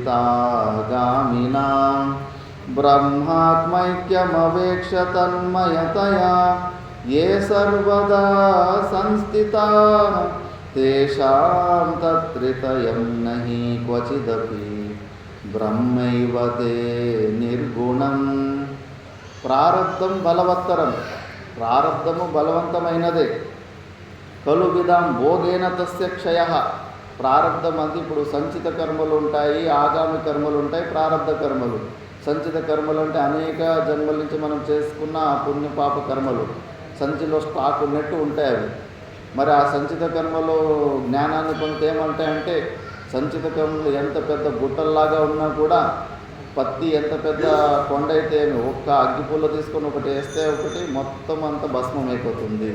అలాగే ఈ జ్ఞానాగ్ని ద్వారా సంపూర్ణ సంచిత కర్మలు భస్మం అయిపోతాయి. ఆగామి కర్మలు ఎలా అంటే, ఆ జీవన్ముక్త పురుషుడు శరీరం వల్ల కూడా శరీరం అటు ఇటు తిరుగుతూ ఉంటాయి. ఆయన కాళ్ళ కింద కూడా కొన్ని చీములు చనిపోతూ ఉంటాయి. ఆయన శరీరం వల్ల ఎంతోమందికి ఉపదేశాలు జరుగుతూ ఉంటాయి. పుణ్యకర్మలు పాపకర్మలు రెండు జరుగుతూ ఉంటాయి. అవన్నీ ఎక్కడ ఎవరికి పోతాయంటే ఆయనకు మాత్రము తాదాత్మ్యం లేదు ఈ శరీరంలో. అందుకే అలాంటి జీవన్ముక్త పురుషులు సేవలు చేసుకునేట వాళ్ళకు, దర్శనము చేసుకునేట వాళ్ళకు, స్తుతించే వాళ్ళకి ఆ జీవన్ముక్త పురుష అవస్థలో ఆ శరీరంలో జరిగిన పుణ్యమంతా వాళ్ళ అకౌంట్కి వెళ్ళిపోతుంది. మళ్ళీ ఆ జీవన్ముక్త పురుష శరీరంలో జరిగిన పాపకర్మలు ఎవరి అకౌంట్కి పోతాయంటే, ఆయన్ని ఎవరైతే తిట్టుకుంటారో, ఆయన నిందిస్తుంటారో, ఇబ్బంది పెడతా ఉంటారో వాళ్ళకి ఆ పాపం అకౌంట్ వెళ్ళిపోతూ ఉంటుంది. ఇలా ఆగామి కర్మలది కూడా ఆ జీవన్ముక్త పురుషుకి టచ్ కాదు. ప్రారంధం అంటే చాలా వరకు స్టార్టింగ్లో అజ్ఞానులకు అర్థం కాదు, కానీ ప్రారంధాన్ని అయితే కొద్దిగా అనుభవించాలి. ఎందుకంటే వీడు శిష్యుడు ఆ జీవన్ముక్త పురుషుడు శరీరంలో కూడా రోగాలు మనలాగే తింటున్నాడు, మనలాగే ఆయనకు సమస్యలు వస్తున్నాయి, మనలాగే ఆరోగ్యం బాగలేకపోతే హాస్పిటల్లో చూపిస్తున్నాడు, మనలాగనే ట్యాబ్లెట్లు వేసుకుంటున్నాడు అని ఆరోపణలు చేసి, అందుకే ప్రారంధాన్ని భవిష్యత్తు తొలగించుకోవడానికి వీలు కాదేమో, ప్రారంధాన్ని తప్పకుండా అనుభవించాలనేమో అని ఆ మూఢ బుద్ధి అనుకుంటూ ఉంటాడు. అది జీవన్ముక్త పురుషులలో 4 ప్రకారాలు ఉంటారు. మనం మొదటి రోజు కూడా విచారణ చేసుకున్నాం. బ్రహ్మవిద్వర, బ్రహ్మవిద్వరియాన్, బ్రహ్మవిద్వరిష్ట అని 4 ప్రకారాల జీవన్ముక్త పురుషులో ఫస్ట్ స్టేజ్లో ఉన్న బ్రహ్మవిద్. ఈ స్టేజ్లో ఉన్న జీవన్ముక్త పురుషుడి కోసము ప్రారంధాన్ని తప్పకుండా అనుభవించాల్సిందే అని చెప్పారు. దానికి దృష్టాంతము యాజ్ఞవల్క్యాదయ. యాజ్ఞవల్కుడు జనక మహారాజుకి జ్ఞానబోధ చేసిన తర్వాత ఒక గురుకులాన్ని నడుపుతూ ఉంటాడు. తర్వాత అంత గొప్ప స్థితిని పొందిన తర్వాత సన్యాసం కోసం ప్రయత్నం చేస్తూ ఉంటాడు. మళ్ళీ బ్రహ్మవిద్వరహకి దృష్టాంతం ఎవరు అంటే, స్థితప్రజ్ఞ లక్షణాలు ఏదైతే భగవద్గీతలో వచ్చాయో అక్కడ సమాధి స్థితిలో ఉంటాడు. కాకపోతే ప్రారంధ కర్మలు అతని శరీరం వల్ల కొన్ని లోక సంగ్రహాది క్రియలు చేపిచ్చేస్తుంటాయి, ప్రబలమైన ప్రారంధము. దాని తర్వాత బ్రహ్మవిద్ వర్యానంటే ప్రహ్లాదుడు దృష్టాంతం ఇచ్చారు. ప్రహ్లాదుడు సమాధిలో మగ్నం అయిపోయి ఉంటాడు. తనకి ఇంకేమీ బాహ్య వృత్తినే లేకుండా అయిపోయింటుంది. విష్ణు భగవానుడే పాంచజన్య శంఖని ఊది బహిర్ముఖతని తెప్పించి మళ్ళా కొన్ని కార్యాల్లో వినియోగించుకుంటాడు. కాబట్టి లాస్ట్లో ఇంకా బ్రహ్మవిద్ వరిష్ఠ ఈ స్థితికి పోయిన తర్వాత 21 రోజుల శరీరాన్ని వదిలిపెట్టేస్తారు. ఆ ఫస్ట్ స్టేజ్లో ఉన్న బ్రహ్మవిద్ స్టేజ్లో ఉన్న జీవన్ముక్త పురుషుడికే ఈ ప్రారంధం గురించి కొద్దిగా అనుభవించాల్సిందని చెప్పారు. అంతేగాని బ్రహ్మాత్మైక్యం అవేక్షయ తన్మయత ఏ సర్వదా సంస్థితా, అంత అద్భుతమైన పైన పంచమ, షష్ఠి, సప్తమ భూమిక లెవెల్లో ఉన్న జీవన్ముక్త పురుషులకు తేషాం తత్రితయం నహి క్వచిదపి, వాళ్ళకు ప్రారంధం కూడా లేదు. కేవలం మనం ఊహించుకోవడం అంతే. ఇప్పుడు ఫ్యాన్ బంద్ చేసిన వెంటనే టక్కన ఆగిపోదు, మెల్లమెల్లగా కొన్ని రౌండ్లు వేసి ఆగిపోతుంది. ఆ మొమెంటం చూసి మనము ఆయన జీవన్ముక్త పురుషుడో బహుశా ప్రారంధ కర్మల్ని తప్పించుకోలేడమో అని మనం అనుకుంటుంటాం. ఆయన శరీరాన్ని బస్ స్టాండ్లోనో ఎక్కడో మనకు అవసరం లేని బ్యాగ్ను వదిలిపెట్టినట్లు వదిలిపెట్టేసి ఉంటాడు. మనం బస్ స్టాండ్లో బ్యాగ్ను వదిలిపెట్టేసినాం కదా, బ్యాగ్లో క్రియలే జరగకూడదని అనుకుంటే అవుతుందా? ఆ బ్యాగ్ని ఎంతమంది తీసుకుంటారో అది ప్రపంచమంతా తిరిగి రావచ్చు, మనం పెట్టిన చోటే ఆ బ్యాగ్ ఉండదు. అలాగే ఈ శరీరం మీద ఉన్న తాదాత్మ్యాన్ని పెంచుకొని ఆ మనకు పనికిరాని బ్యాగ్ను వదిలిపెట్టినట్లు జీవన్ముక్త పురుషుడు ఈ శరీరాన్ని వదిలిపెట్టేసి ఉంటాడు. ఆ శరీరాన్ని శిష్యులు రుణానుబంధం పొంది ఆ శిష్యులు ఆ శరీరాన్ని వాడుకుంటూ ఉంటారు. అంతేగాని జీవన్ముక్త పురుషునికి ఆ స్థితిలో ఉన్నవానికి ప్రారంధం కూడా ఉండదు. అందుకే మంచి యుక్తుల ద్వారా దాన్ని ఇప్పుడు నిరూపించేస్తారు ప్రారంధం ఎందుకు ఉండదు అని. కర్మణా నిర్మితో దేహ ప్రారబ్ధం తస్య కల్పతాం. ఈ శరీరానికి ప్రారంధం ఉందంటే కొద్దిగా ఒప్పుకోవచ్చు, ఎందుకంటే కర్మల ద్వారా మనకి శరీరం వచ్చింది కాబట్టి. నానాదేరాత్మనో యుక్తం నయేవాత్మ కర్మ నిర్మిత. అంతేగాని మన లోపల ఉన్న ఆ సచ్చిదానంద స్వరూపుడైన నిత్యమైన ఆత్మ అది కర్మ నిర్మితము కాదు, కర్మల ద్వారా పరమాత్ముడు ఉత్పన్నం కాడు. కాబట్టి మనలో ఉన్న సచ్చిదానంద స్వరూపున పరమాత్మలో కర్మ అక్కడ ఆయనకు ఏ కర్మలు అంటుకోవు. అజో నిత్య ఇది బ్రూతే శృతిరేషాత్మోగభా తదాత్మనా తిష్టతోస్య కుత ప్రారబ్ధ కల్పన. ఆత్మస్వరూపుడు అజో నిత్య అని సాక్షాత్ శృతులు చెబుతున్నాయి, ఆయన నిత్యుడు అని. ఆయనకు ప్రారబ్ధ కల్పన ఏంటి? జీవన్ముక్త పురుషుడు అంటే ఈ శరీర తాదాత్మ్యాన్ని తెంచుకొని ఆ ఆత్మస్వరూపంలో ఉన్నవాడే కదా. ఆత్మకు ఏమన్నా ప్రారబ్ధాలు ఉంటాయా? ప్రారబ్ధం సిద్ధ్యతి తదా యదా దేహాత్మనా స్థితి దేహాత్మభావో న ఏవ ఇష్ట ప్రారబ్ధం త్యజ్యతామతః. ప్రారబ్ధం ఎప్పుడు సిద్ధిస్తుందంటే ఎవరైతే ఈ దేహాత్మభావంతో ఉంటాడో అప్పుడు నువ్వు ప్రారబ్ధం గురించి మాట్లాడచ్చు. దేహాత్మభావం నా ఏవ ఇష్టం. ఆ జీవన్ముక్త పురుషునికి దేహాత్మభావం ఉంటుందంటే ఒప్పుకుంటారా? మనలాంటి వ్యక్తి అయిపోతాడు. ఆయన దేహాత్మభావాన్ని తొలగించుకున్నాడు కాబట్టి ఆయన జీవన్ముక్త పురుషుడు అంటున్నాను. కాబట్టి నా ఏవ ఇష్టవా అత ప్రారబ్ధం తెచ్చేతాం. అలాంటి మహాపురుషుల్లో ఆ ప్రారబ్ధాన్ని మీరు ఆరోపణ చేయకూడదు. పోనీ ఆ శరీరానికి జీవన్ముక్త పురుషుడు ఎప్పుడైతే ఆ శరీరంతో తాదాత్మ్యం తెంచుకున్నాడో, ఈ శరీరము జడరూపమైన శరీరం, మరి దీనికి శరీరానికి ఏమైనా ప్రారంధం ఉంటుందా అంటే శరీరస్యాపి ప్రారబ్ధ కల్పన భ్రాంతిరేవహి అధ్యస్తస్య కుత సత్వం అసత్వస్య కుతో జని అజాతస్య కుతో నాశః ప్రారబ్ధం అసతః కుతః. ఈ శరీరానికి జీవన్ముక్త పురుషుడు శరీరానికి కూడా ప్రారంధం ఉండదు. మరి ఏమి స్వామీజీ ప్రారంధం లేకుండానే ఆ శరీరంలో క్రియలు ఎలా జరుగుతున్నాయంటే, చూడు నాయన, ఈ జడరూపమైన ప్రాణధర్మాలు ఆకలి దొప్పి మనకు అనిపిస్తుంది నేను అనుకుంటేనే ఈ శరీరంలో అన్ని క్రియలు జరుగుతాయని. మరి ఒక 3-4 రోజులు నేను మూత్ర విసర్జన చేయనని అనుకోండి, ఆపగలిగితే ఆపుకోండి, మీ కర్తృత్వం మీద ఆధారపడి ఉంటే ఈ శరీరం మరి అనుకోండి ఒక 3 రోజులు నేను మూత్ర విసర్జించాను, మీ మాట వింటుంది శరీరానికి దానిదే అయినా టెండెన్సీలు ఉన్నాయి. అవన్నీ ఈ శరీర సంఘాత ధర్మాలు. ఇప్పుడు బల్లి తోకని కత్తిరించిన తర్వాత ఆ తోక కాసేపు అలాగే ఆ శరీరం నుంచి వియోగం పొందిన తర్వాత కూడా తోక షేక్ అవుతూ ఉంటుందా లేదా? అలాగే జీవన్ముక్త పురుషుడు ఈ శరీరంతో తాదాత్మ్యం తెంచుకున్న తర్వాత కూడా ఈ శరీరానికి అయిన కొన్ని క్రియలు జరుగుతున్నాయి. మనిషి చచ్చిపోయిన తర్వాత కూడా ప్రాణం వదిలిపెట్టిన తర్వాత కూడా శరీరము ఉబ్బిపోతుంటుంది. లోపల ఇంకా ధనంజయ రూపంలో కొన్ని సూక్ష్మ ప్రాణాలు దాన్ని ఉబ్బుతూ పనిచేస్తూ ఉంటాయి. కాబట్టి శరీరానికి దానిదైన కొన్ని క్రియలు ఉంటాయి. ఆ క్రియలు మనము జీవన్ముక్త పురుషుని మీద మనము ఆరోపణ చేస్తూ ఉంటాము. మరి ఎందుకు మరి ఇది సత్యమైనప్పుడు ప్రారంధం గురించి శాస్త్రము ఇవన్నీ ఎందుకు చెప్పారంటే జ్ఞానే నజ్ఞానకార్యస్య సమూలస్య లయో యది తిష్టత్తయం కథం దేహః ఇది శంకావతో జడాం సమాధాతుం బాహ్య దృష్ట్యా ప్రారబ్ధం వదతి శృతి. ఇది మందబుద్ధి వాడికి జీవన్ముక్త పురుషుడు శరీర తాదాత్మ్యము తెంచుకున్న తర్వాత జ్ఞానము ద్వారా అజ్ఞానాన్ని సమూలంగా నాశనం చేసిన తర్వాత కూడా శరీరంలో ఇంకా క్రియలు జరుగుతున్నాయి కదా అని వాడు చూడడం వల్ల, వాడు అలా ఆరోపణ చేస్తుండడం వల్ల వాడిని కాసేపు సమాధానం చేయడానికి సరేలేనైనా ప్రారంధాన్ని అయితే కొద్దిగా అనుభవించాల్సిందే, సంచిత కర్మలు ఆగామి కర్మలు అయితే నశించిపోతాయి, ప్రారంధాన్ని అయితే అనుభవించాల్సింది కాసేపటి కోసం అంతే. ఎందుకంటే వాడికి ఇంత సూక్ష్మమైన జ్ఞానం ఉండదు కాబట్టి.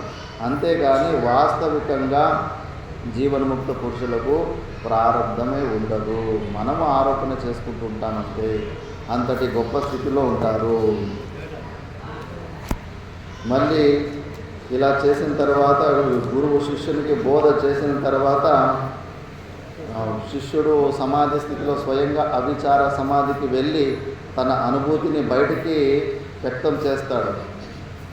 వాచా వక్తుమశక్యమేవ మనసా మంతుం న వా శక్యతే స్వానందామృతపూరపూరితపరా బ్రహ్మాంబుదైర్వైభవం అంబోరాశి విశీర్ణ వార్షికశిలా భావం భజన్మే మనః యస్యాంశాంశలవే విలీనమధునా నందాత్మనా నిర్వృతం. స్వయంగా గురువుల ఉపదేశాన్ని తీసుకొని ఆ సమాధి స్థితిని అనుభవించి వాచా వక్తుమశక్యమేవ, నేను అసలు ఏమి చెప్పలేకపోతున్నాను, మనసా మంతుం నవాశక్యతే, మనసు ద్వారా ఆ స్వరూపం గురించి అసలు ఏమి ఊహించలేకపోతున్నాను. అంత అద్భుతమైన స్వానంద అమృత పూరిత పరబ్రహ్మ అంబుదౌ, ఆ పరమాత్మ అనే ఆ పరమానందం అనే సముద్రంలో నేను ఆ మనసు, ఈ వడగండ్లు పడుతుంటాయి కదా, వడగండ్లు సముద్రంలో పడి ఎట్లా ఆ సముద్రంలో నీళ్ళలో కరిగిపోతాయో నా మనసు బుద్ధులో ఆ ఆత్మస్వరూపంలో కరిగిపోయినాయి. అసలు దాని గురించి నేనేమి చెప్పలేకపోతున్నాను, నాకు ఏదో కిక్ వచ్చినట్లు అయిపోయిందని ఆనందాన్ని వ్యక్తం చేస్తున్నాడు శిష్యుడు. స్వాగతం కేనవానీతం కుత్రలీనం ఇదం జగత్, ఎక్కడ పోయింది ఈ ప్రపంచం, ఇన్ని రోజులు నన్ను ఏడిపించింది, ఎన్ని తిప్పలు పట్టింది ఈ ప్రపంచము, ఈ శరీరం ఎక్కడ పాయా, అదునా ఏవ మయా దృశ్యం, ఇప్పుడే ఈ ప్రపంచాన్ని చూసిండు కదా, ఆ సమాధి స్థితికి వచ్చిన తర్వాత ఎక్కడ పోయింది, ఏమి కనిపిస్తలేదు, అంతా వట్టి కనిపిస్తూ ఉంది. నాస్తి కిం మహద్ అద్భుతం, ఈ అద్భుతమైన ఆశ్చర్యమైన ప్రపంచం ఎక్కడికి వెళ్ళిపోయింది. కిం హేయం కిముపాదేయం కిమన్యత్ కిం విలక్షణం అఖండానంద పీయూషపూర్ణో బ్రహ్మ మహార్ణవే, ఏది గ్రహించేది ఏది వదిలిపెట్టేది అసలు ఏమీ లేనే లేదు కదా, ఉన్నది ఒకటే ఆనంద స్వరూపమే. అనవసరంగా ఇన్ని రోజులు లేని ప్రపంచాన్ని ఉన్నట్టుగా భావించుకొని నేను కానీ శరీరం అని ఆరోపణ చేసుకుని అనవసరంగా దుఃఖాన్ని అనుభవిస్తుంది కదా, వేస్ట్ అయిపోయింది అని చెప్పేసి మళ్ళీ ఇక్కడ టీకాలో చెప్తారు. అలాంటి అద్వైత స్థితిని పొందిన తర్వాత కూడా గురువుల్ని, ఆ గురుకృప, ఆ స్థితిని పొందిన వ్యక్తికి గురుకృప ఏమి అనేది తెలుస్తుంది. గురువులు ఎంత పరిశ్రమ చేసి మనకు ఆ అజ్ఞాన ఆవరణను తొలగించారని చెప్పేసి. అందుకే టీకాల్లో ప్లుష్టాజ్ఞాన త్రితకృత్య గురుం ప్రణమతి, భావాద్వైతం సదాకార్యం క్రియాద్వైతం నా కుత్రచిత్, అద్వైతం త్రిషు లోకేషు నాద్వైతం గురునా సహా. నువ్వు అలాంటి అద్వైత అనుపాతులు ఉన్నప్పటికీ కూడా నువ్వు భావాద్వైతమే నువ్వు పాటిస్తూ ఉండాలి. క్రియాద్వైతము, ఇప్పుడు నేను ఆత్మస్వరూపం అయిపోయినాడు కదా, గురుగారి దగ్గర ఇప్పుడు నువ్వేంటి నేనేంటి, నువ్వు పరబ్రహ్మ స్వరూపుని నేను పరబ్రహ్మ స్వరూపుని.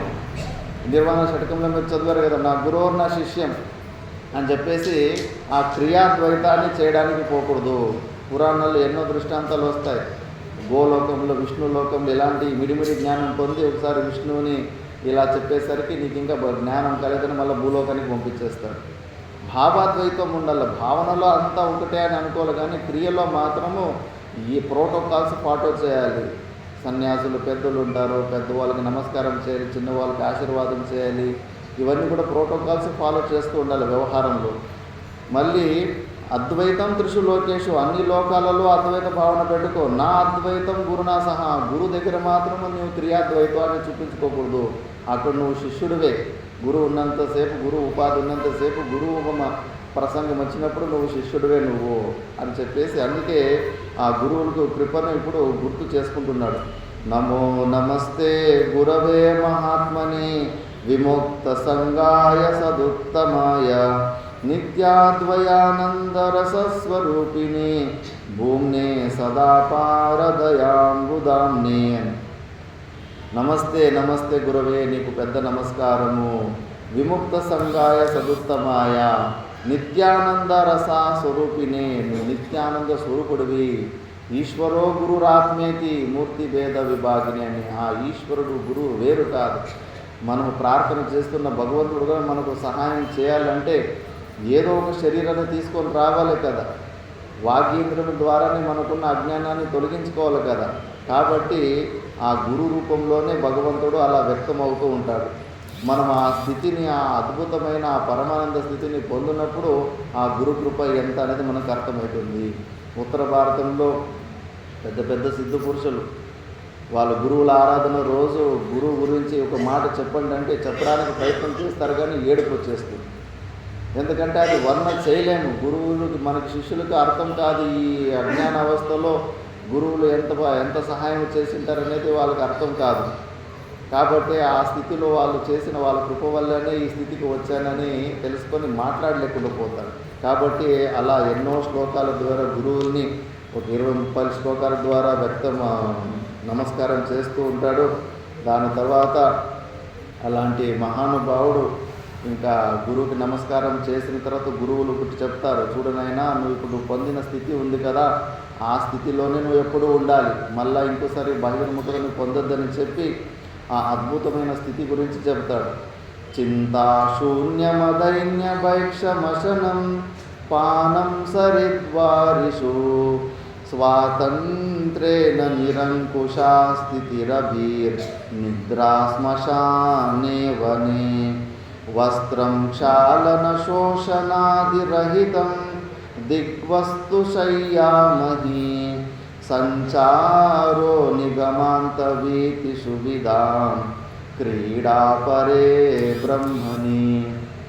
ఆ అద్భుతమైన జీవన్ముక్త పురుషుడు చింతాశూన్యం, ఏ చింతలు ఉండవు, అప్పుడు చింతలన్నీ పోతాయి.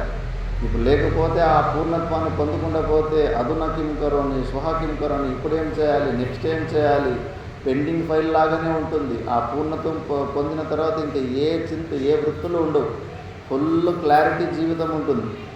మళ్ళా చింతాశూన్యం, అధైన్యం, దీనతానే ఉండదు, ఎవరి దగ్గర తల ఉంచుడే ఉండదు, ఆయన జుట్టు ఎవరికి దొరకదు, ఆయన ఎవరు కంట్రోల్ చేసుకోలేరు. మనకు అలా కాదు, ఎక్కడో ఒక చోట మనం పరాధీనతను స్వీకరిస్తూ ఉంటాం. ఎందుకంటే మనకు ఆకలి దొప్పి సమస్య ఉంది, వృద్ధావస్థ, షడ్భావ వికారాలు, ఈ దేహాత్మ భావంతో ఉన్నాం కాబట్టి ఎక్కడో ఒక చోట మనము తల వంచేస్తాం, సరెండర్ అయిపోతాం, గులామీ స్వీకారం చేసుకుంటాం. కానీ ఆ జ్ఞానాన్ని పొందిన మహానుభావులు ఎక్కడ వాళ్ళ జుట్టు ఎవరికి దొరకదు, అలాంటి అధైన్య స్థితిలో ఉంటారు. భైక్ష్యం మసనం పాన సరిద్వారిసు, ఎక్కడ పడితే అక్కడ ఏదో అన్నము దొరికితే తింటారు, లేదంటే లేదు. ఎక్కడంటే చెరువుల్లో నీళ్ళు, ఆ నీళ్ళు తాక్కుంటూ స్వాతంత్రేణ నిరంకుశం, స్వతంత్రంగా నిరంకుశం. అంకుశం అంటే ఏనుగుని కంట్రోల్ చేయడానికి ఒకటి ఇనుపది రాడులాగా ఉంటుంది, వాళ్ళ మీద ఎవరి కంట్రోల్ ఉండు వాళ్ళకు.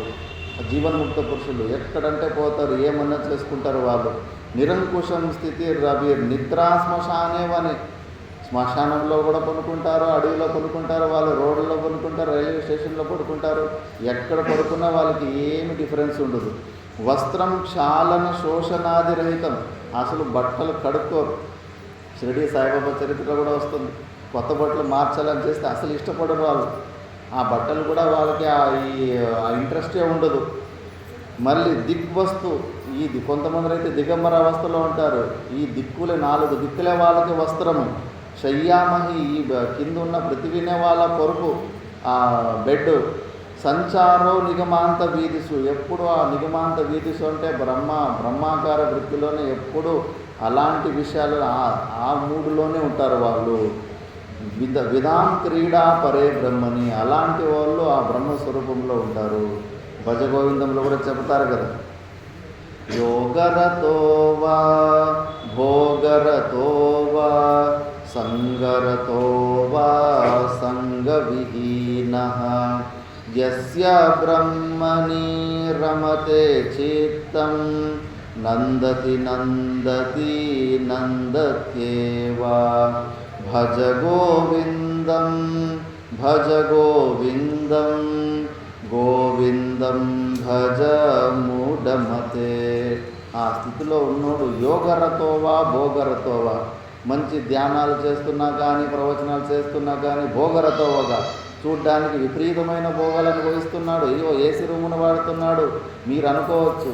ఆయన ఎలాంటి భోగాలు అనుభవిస్తున్నప్పటికీ కూడా సంగరతోవా సంగవిహీన, ఎక్కువ మందిలో ఉన్నప్పుడు, ఏకంగా ఉన్నప్పుడు కూడా యస్యా బ్రహ్మని రమతే చిత్తం, ఎవరైతే ఇలాంటి అద్భుతమైన స్థితిలో ఉంటారో నందత్యేవా, ఎప్పుడూ పరమానంద స్థితిలో ఉంటారు. పరమానందం అంటే దాన్ని మనం ఇంకా వర్ణన చేయలేము, అలాంటి స్థితిలో ఉంటారు. మళ్ళీ క్వచిన్మూఢో విద్వాన్ క్వచిదపి మహారాజ విభవః క్వచిత్ భ్రాంత సౌమ్య క్వచిదజగరాచార కలితః క్వచిత్ పాత్రీభూతః క్వచిదవమత క్వాప్యవిదితః చరత్యేవం ప్రాజ్ఞః సతత పరమానందసుఖితః. జీవన్ముక్త పురుషుడు ఇలాగే ఉంటాడు, అలాగే ఉంటాడు, గురువులంటే ఇలాగే ఉండాలని మనం ఏమి రూల్స్ ఫిక్స్ చేయలేము. క్వచిత్ మూఢ, ఒకసారి మూర్ఖుడిలాగా మందబుద్ధిలాగానే ఉంటారు. మనం ఎంత ట్రై చేసినా అసలు బయటికి ఏమి తెప్పిలేము. మళ్ళీ క్వచిత్ విద్వాన్, ఒక్కోసారి ఇంక ప్రవచనాలు అవి ఇవి చేస్తే అనర్గళంగా షాక్ అయిపోవాలి, అంత అద్భుతమైన ప్రవచనాలు చేస్తూ కనిపిస్తుంటాడు. క్వచిత్ మహారాజ విభవ, విజయనగర సామ్రాజ్యం వెనకాల విద్యారణ్య స్వామిజీల వాళ్ళ హస్తం ఉంది. ఒక్కోసారి అలాంటి రాజులాంటి జీవితం గడుపుతుంటారు. పెద్ద పెద్ద ఆశ్రమంలో మండలేశ్వర్లు చూస్తే కన్నా రాజవైభోగం లాగానే ఉంటుంది, కానీ వాళ్ళకి దాని మీద ఏం ఆసక్తి ఉండదు. క్వచిత్ భ్రాంత, ఒకసారి భ్రాంత పురుషుడిలాగానే అజ్ఞాన పురుషుడిలాగానే కనిపిస్తూ ఉంటాడు. క్వచిత్ అజగరాకాయుక్త, ఒకసారి కొండ శిలువ ఒకే చోటే ఉంటుంది, అసలు దేనికి ప్రయత్నం చేయదు. ఒకసారి ఒకే చోటే 6 నెలలు స్నానం చేయరు, ఏం జరుగు చెట్టు కింద అలాగే కూర్చో ఉంటారు. ఎవరన్నా తెచ్చిస్తే కొంత అన్నం తింటారు, లేదంటే అలాగే ఉంటారు. ఇట్లా క్వచిత్ పాత్రీభూత, క్వచిత్ అవమత, ఇట్లా అనేక రకాల వృత్తుల్లో వాళ్ళు ఆనందంగా స్వరూపంలో ఎప్పుడూ ఆనందంలోనే ఉంటారు. అలాంటి జీవన్ముక్త అవస్థని నువ్వు కూడా పొందు అని శిష్యునికి గురువులు జ్ఞానబోధ చేశారు. ఇంకా దీనితోటి మనము కూడా ఈ ఒక 5 రోజుల ప్రవచనంలో వివేక చూడమని ఒక గ్రంథము చాలా వరకు మనం విచారణ చేసుకున్నాము. ఇంత మంచి అవకాశం, ఎందుకంటే విచారంలో పుణ్యము మాకింకా చెప్పేటోళ్ళకి ఇంకా ఎక్కువ సాధన ఎక్కువ జరుగుతూ ఉంటుంది. కాబట్టి ఇలాంటి అవకాశాన్ని కల్పించిన ఈ పోచంపల్లి సద్భక్తులకు, ఈ ఆధ్యాత్మ సదస్సు కార్యకర్తలకు నేను అభినందనలు తెలుపుతూ నా యొక్క వాక్ పుష్పాంజలిని ఆ సచ్చిదానంద స్వరూపుడైన పరమాత్మనికే సమర్పణ చేసి, మనందరికీ ఆ భగవంతుడు మనం వెతుకుతున్న ఆ అల్టిమేట్ హ్యాపీనెస్, ఆ పరమానంద స్థితిని మనందరికీ ఆ భగవంతుడు ఇవ్వాలని కోరుకుంటూ నేను ఒక వాక్యాన్ని విరమిస్తున్నాను. ఓం సహనా భవతు సహనో భునక్తు సహ వీర్యం కరవావహై తేజస్వినావధీతమస్తు మా విద్విషావహై.